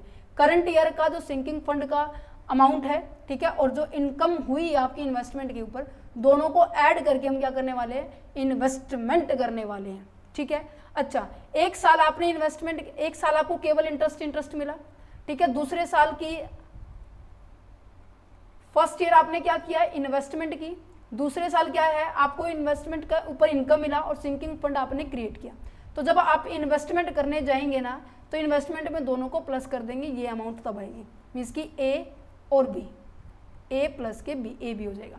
ठीक है, दूसरा जब तीसरे साल आप पहुंचेंगे तो तीसरे साल पहले तो ए बी के ऊपर क्या मिलने वाला है, इंटरेस्ट मिलने वाला है। ये बात आप उसी साल का क्या करने वाले हो, सिंकिंग फंड इन्वेस्टमेंट करने वाले हो। इन्वेस्टमेंट करोगे तो इन दोनों को जोड़ के करना है, क्या बन जाएगा, ABC, ये C क्या हो गया, नया नाम है इसका, ठीक है। अच्छा, नेक्स्ट ईयर मैंने कहा कि टोटल मुझे 2 लाख रुपए चाहिए थे। अब मैंने देखो यहाँ पे भी इन्वेस्टमेंट की, यहाँ मैंने इन्वेस्टमेंट की, यहाँ मैंने इन्वेस्टमेंट की, इन तीनों को क्या कर दो, ऐड कर दो, और इसमें से क्या किया जाए, सॉरी इसको ऐड नहीं करना, इसको ऐड नहीं करना, ये वाली अमाउंट ऐड करनी है जो इंटरेस्ट बन रहा है, ठीक है।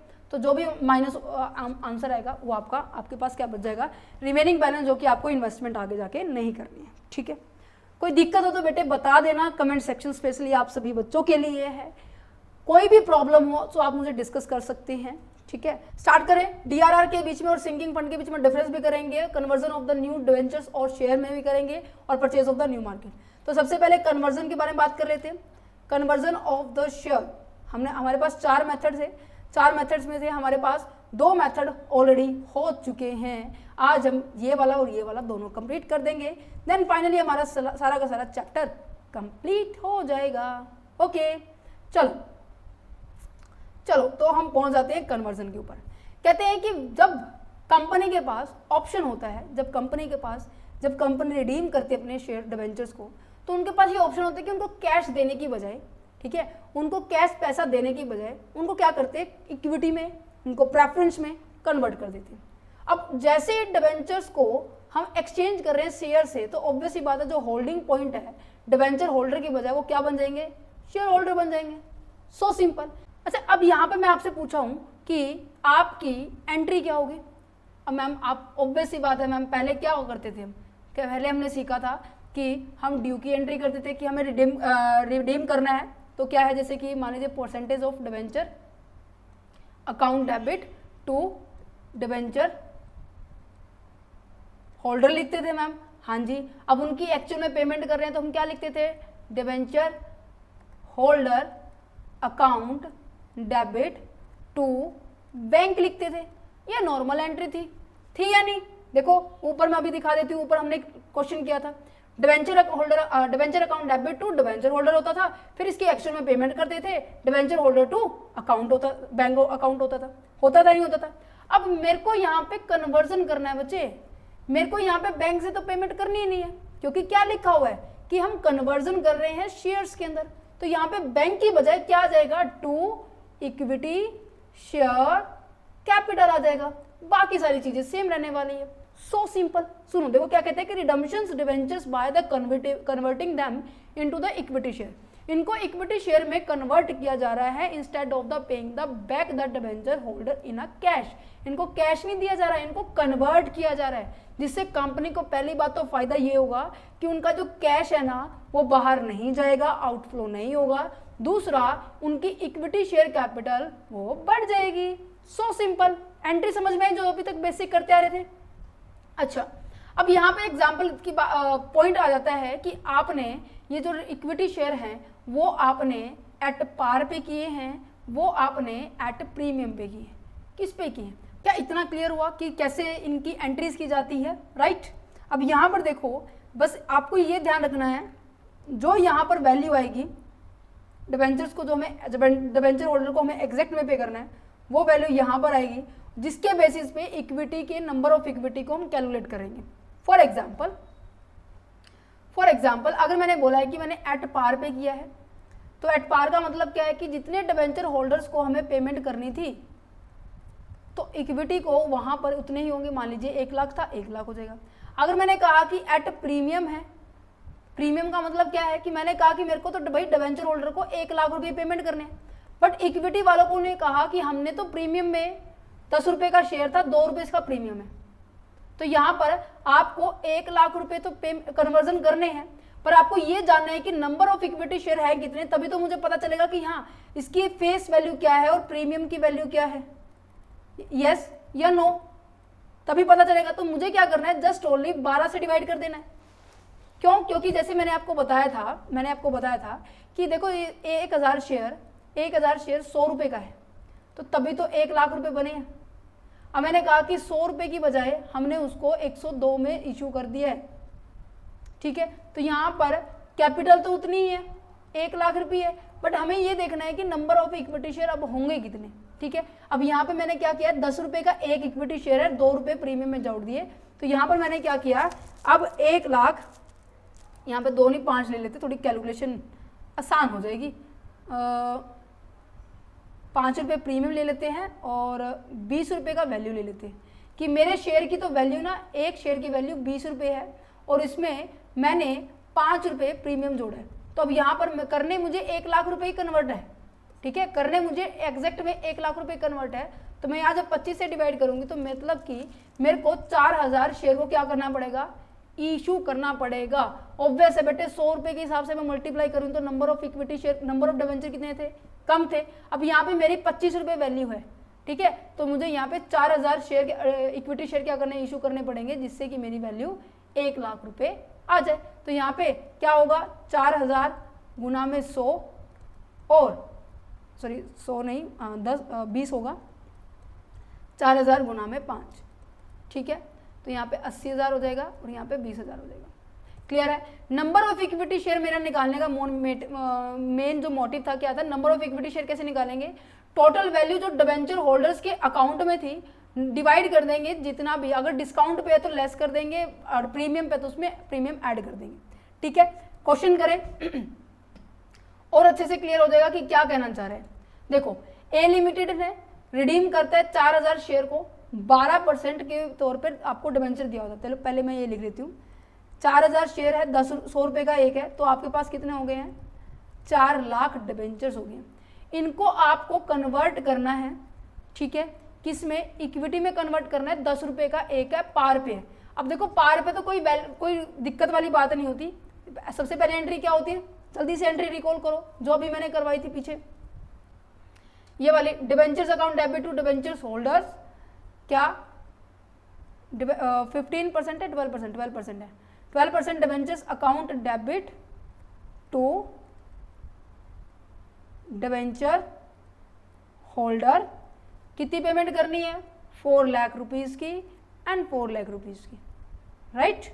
अच्छा, दूसरी क्या होने वाली है कि इन डिबेंचर्स होल्डर्स को हम कन्वर्ट करने वाले, डिबेंचर होल्डर्स अकाउंट डेबिट को हम इक्विटी शेयर कैपिटल में कन्वर्ट करने वाले हैं, 4 लाख और 4 लाख। सिंपल एंट्री है, एट पार की एंट्री है, हो गया क्वेश्चन, ठीक है। सेकंड पार्ट करते हैं, सुनो। कहते हैं कि बी लिमिटेड है जिसने रिडीम करने हैं 1200 रुपये, 1200 डिबेंचर्स, 500 रुपये का एक है, दैट मीन्स 6 लाख रुपए उसको रिडीम करने हैं। अच्छा, उसने कहा उसने कन्वर्ट करे हैं 12% प्रेफरेंस शेयर्स के ऊपर और उसकी वैल्यू क्या है, 10 रुपये एक है।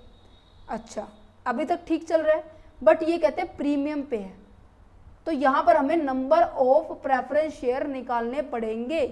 कैसे निकालेंगे, टोटल वैल्यू 6 लाख है, उसको डिवाइड कर दो 12 से, क्या होगा, यहाँ पे आएगा 50,000 क्या है यहाँ पे हमारे पास प्रेफरेंस शेयर हमने इशू किए। अब देखो यहाँ पे ना 6 लाख तो वैल्यू एज इट इज रहने वाली है। Debentures account debit to debenture holder, हमें डिबेंचर होल्डर को कितनी पेमेंट करनी है, 6 लाख करनी है। यहाँ पे एज इट इज ये 6 लाख रहने वाला है, ठीक है। बट यहाँ पे ये जो यहाँ चेंज होगा, यहाँ अमाउंट में चेंज होगा, क्यों, क्योंकि एक तरफ तो क्या है 2 प्रेफरेंस शेयर कैपिटल अकाउंट है, 2 सिक्योरिटी प्रीमियम अकाउंट है, क्योंकि यहाँ तो फिक्स एज इट इज ये मनी ट्रांसफर हुई है। अच्छा, मैंने कहा कि मेरे को पता चला कि मेरे जो शेयर हैं वो 50,000 रुपये मेरे इशू होने वाले हैं, तो क्या होगा, 50,000 गुना में 10 रुपये वैल्यू है, 50,000 गुना में 2 रुपये वैल्यू है इसकी, तो क्या होगा, 5 लाख ये, 1 लाख ये, टोटल हो गया 6 लाख। समझ में आया कैसे किया मैंने, कैसे किया मैंने, पर नंबर ऑफ इक्विटी शेयर निकाले, नंबर ऑफ प्रेफरेंस शेयर निकाले। उसके बाद अब देखो डिबेंचर होल्डर को तो ये फिक्स अमाउंट ही देनी है बेटे, ये घट नहीं सकती, ठीक है। यहाँ पर नंबर ऑफ इक्विटी शेयर बढ़ सकते हैं, घट सकते हैं। अगर डिस्काउंट पे दिए होते नंबर ऑफ इक्विटी शेयर ज्यादा हो जाते हैं, प्रीमियम पे दिए तो कम हो जाएंगे, ठीक है। अगला क्वेश्चन भी देख लेते हैं, तब आपको और अच्छे से समझ में आ जाएगा। कहते हैं कि रिडीम किए 4,700 100 रुपये का एक था, ठीक है, और न्यू डिबेंचर ही इशू कर दिए 15% new debenture of the 100 each at the discount of the 6% के डिस्काउंट पर। मीन्स की पहली बात तो 4,700 4,70,000 रुपये है आपके पास, और उनको आपने क्या किया है, जो 100 रुपये का डिबेंचर था ना, आपने उसको 94 में इशू किया, तो ऑब्वियसली बात इसको मैं 94 से डिवाइड करूंगी, मुझे एग्जैक्ट जानने के लिए कि मुझे नंबर ऑफ शेयर कितने हैं। अब मैं यहाँ पे कैलकुलेटर की थोड़ी सी हेल्प ले लेते हैं, 4,70,000 डिवाइड करेंगे 94,000 से, तो यहाँ पे आ जाता है बेटे मेरे पास 5,000 उन्होंने क्या किए हैं, डिबेंचर्स को इशू किया। अब देखो यहाँ पर क्या होगा, यहाँ पर क्या होगा, 4,70,000, 4,70,000, क्लियर है, क्लियर है, डन। अब यहाँ पर देखो कितना है, 4,70,000, ठीक है। अच्छा एक सेकेंड एक सेकेंड एक सेकेंड एक सेकेंड बेटे, जस्ट अ सेकेंड, चलो।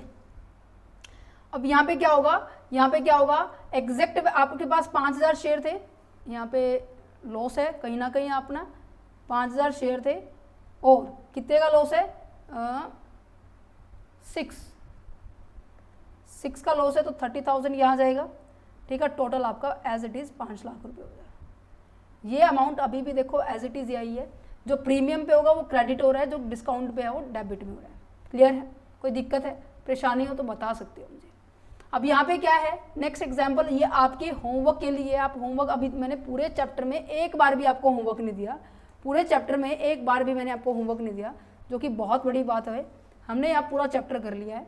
अब ये देखो ये पॉइंट भी हो गया, कन्वर्जन के अंदर बस एक बात ध्यान रखनी है कि नंबर ऑफ, अगर equity share, number of preference share अगर गिवन है तो निकालने की जरूरत नहीं है, अगर नहीं गिवन है तो क्या करना है, जितने का शेयर आपका इशू हो रहा है उस पे, प्रीमियम पे हो रहा है तो प्रीमियम ऐड हो जाएगा, अगर डिस्काउंट पे हो रहा है तो डिस्काउंट लेस हो जाएगा, ठीक है। प्रीमियम ऐड हो रहा है तो क्या हो जाएगा, क्रेडिट में एंट्री जाएगी, डिस्काउंट हो रहा है तो डेबिट में एंट्री जाएगी। उसको क्या करना है, टोटल कैपिटल से क्या करना है, डिवाइड कर देना, उससे आपको नंबर ऑफ इक्विटी या नंबर ऑफ प्रेफरेंस शेयर पता चल जाएंगे, ठीक है। समझ पा रहे हैं। ओपन मार्केट में कुछ नहीं है, जैसे अभी हमने इक्विटी शेयर यहाँ पे पुट किया, इक्विटी शेयर हमने पुट किया, वहां पर क्या कर देना है, 2/1 डिवेंचर्स कर देना है, दैट सिंपल। आ जाओ आ जाओ आ जाओ अपने पास यहाँ पे ओपन मार्केट में। ओपन मार्केट में क्या होगा कि आपने क्या कर रहे हो, आप अपने ही डिवेंचर्स को खुद परचेज करोगे, परचेज करोगे तो बैंक का बैलेंस क्या होगा, कम होगा। बैंक का बैलेंस कम होने का मतलब क्या है कि एसेट्स कम हुई, एसेट जब जब कम होती है वो डेबिट होती है, ठीक है। अच्छा ये तो हो गया, अगर मुझे कैंसिलेशन करनी है तो कैंसिलेशन की एंट्री आपकी ये हो जाएगी, ठीक है। कोई इसमें इतना ज़्यादा बड़ी वाली बात नहीं थी। और मैंने आपको बताया था कि हम रिडम्पशंस आउट ऑफ कैपिटल भी करते हैं, उस टाइम हमें डीआरआर बनाने की जरूरत नहीं होती, ये छोटा कंसेप्ट हमने ऑलरेडी डिस्कस कर लिया था, ठीक है। अच्छा डीआरआर और सिंकिंग फंड में डिफरेंस क्या है, मैंने आपको जब लेक्चर नंबर हमारा 3rd था सिंकिंग फंड के ऊपर, वहाँ पे थोड़ा सा डिफरेंस बताया था कि जो डीआरआर होता है, डीआरआर होता है हम कब यूज़ करते हैं, जब हम अपनी पेमेंट को लम सम में देते हैं, मीन्स कि सारा अमाउंट हम एक साथ देते हैं। सिंकिंग फंड या मैं कहूँ कि डिबेंचर रिडम्पशन फंड कब यूज़ करते हैं, जब हम क्या करते हैं, अपने पेमेंट को इंस्टॉलमेंट में पे करते हैं, ठीक है। ये साल में केवल एक बार बनता है, वो भी उस साल बनता है जिस साल हमने रिडम्पशन करनी है, उसके पहले जो भी 31 तारीख आती है उस तारीख को बनता है। रिडम्पशन ये सिंकिंग फंड हमारा क्या बनता है, हर साल इक्वल अमाउंट में बनता है और वो हमें हर साल इन्वेस्ट भी करती है, ठीक है, ठीक है, समझ पा रहे हैं। तो यहाँ पे यही है, यहाँ पे एक्यूमुलेट किया जाता है, दोनों का मकसद यही है कि हमें डिबेंचर्स को पे करना है और उस डिबेंचर को पे करने के लिए हमें क्या करना है, अपने पैसे को इकट्ठा करना है, ठीक है। यहाँ पर कोई लीगल रिक्वायरमेंट नहीं है सिंकिंग फंड के अंदर कि आपको करना ही करना पड़ेगा, but debenture redemption fund, debenture redemption reserve जो है वो कंपलसरी है, यहाँ पे 10% करना पड़ता है, ये हमारा 100% होता है। ये आपकी कंपनी एक्ट 2013 के अंदर लिखा हुआ है, 10% of the debentures value of the face, debenture की जो फेस वैल्यू होती है उस पर क्रिएट करना पड़ता है, ठीक है। यहाँ पे कोई लीगल फॉर्मेलिटी, लीगल रिक्वायरमेंट नहीं होती, ये अपने हिसाब से आप अपने आप कर लेते हो। यूसेज क्या होते हैं, यहाँ पे बहुत वाइडर यूज़ है, ठीक है। अगर यहाँ पे किया जाए तो केवल रिडम्पशन के लिए इस पैसे को यूज़ किया जाता है जो 10% है, ठीक है। यहाँ पे आप रिप्लेसमेंट के लिए भी, मॉडिफिकेशन के लिए कहीं पे भी यूज़ कर सकते हैं, ठीक है। Contribution to the sinking fund are made periodically such as the annually and the semi annually. मैंने आपको बताया यहाँ पर हर साल आप क्या करते हो, अपने सिंकिंग फंड को क्रिएट करते हो, बट यहाँ पर 31 मार्च डेट फिक्स की गई है, ठीक है। ओवर ए लाइफ टाइम के अंदर आप केवल एक बार क्रिएट करते हो। Sinking fund is use when the debt is to be due और the assets need to be replacement. अगर आपको एसेट्स को रिप्लेस करने के लिए करना है तो वहाँ सिंकिंग फंड यूज कर सकते हो। और डिबेंचर्स को केवल डिबेंचर रिडम्पशन रिजर्व को केवल और केवल रिडम्पशन के लिए ही यूज करेंगे। This is the main difference and यहाँ पर हमारा चैप्टर हो जाता है कंप्लीट। बेटे मैंने आपको बताया था कौन सा टॉपिक आपके एग्जाम के लिए इंपॉर्टेंट है। मैंने बताया था आपके लोड्स वाला इंपॉर्टेंट है, लमसम वाला इंपॉर्टेंट है, जो आज करवाया कन्वर्जन वाला इंपॉर्टेंट है। ये तीनों पॉइंट आपके इंपॉर्टेंट है। अगर इनके बीच में डिफरेंस आ जाता है तो अब आप कर सकते हो, अगर आपके प्रैक्टिकल क्वेश्चन स्ट्रॉन्ग हो जाते तो। ठीक है, फाइनली आज हमारा कहीं ना कहीं मैं ये कह सकती हूँ हमारा 70 to 75% जो सिलेबस हमारा हो चुका है, क्योंकि हमने वैल्यूएशन ऑफ द गुडविल कर लिया है। किसी किस यूनिवर्सिटी के अंदर ये आपका फर्स्ट सेमेस्टर में मिलेगा, किसी में सेकंड में मिलेगा, तो मैंने सब करवा दिया है। वैल्यूएशन ऑफ द शेयर कर लिया है, इशू ऑफ द शेयर किया है, रिडम्पशन ऑफ द प्रेफरेंस किया है, इशू ऑफ द डिबेंचर्स किया है हमने, इसको डिस्कस एक सेकेंड, इशू ऑफ डिबेंचर किया है, आज हमने रिडम्पशन ऑफ डिबेंचर भी कर लिया है। ठीक है, और उसके बाद अब मेरे हिसाब से फाइनल अकाउंट रहता है अमेलगमेशन और इंटरनल रिकंस्ट्रक्शंस। ठीक है, और होल्डिंग कंपनी। ये 4 चैप्टर रहते हैं, चारों चैप्टर को भी हम जल्द से जल्द कवर करेंगे, बट हाँ पार्ट्स में करेंगे, जैसे आपको इसमें पार्ट्स मिल रहे हैं।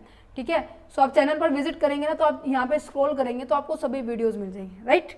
तो डिस्क्रिप्शन में लिंक गिवन है, तो लिंक पे क्लिक कीजिए और चैनल पर विजिट कर सकते हैं। ओके, तो thank you for watching this video, have a nice day.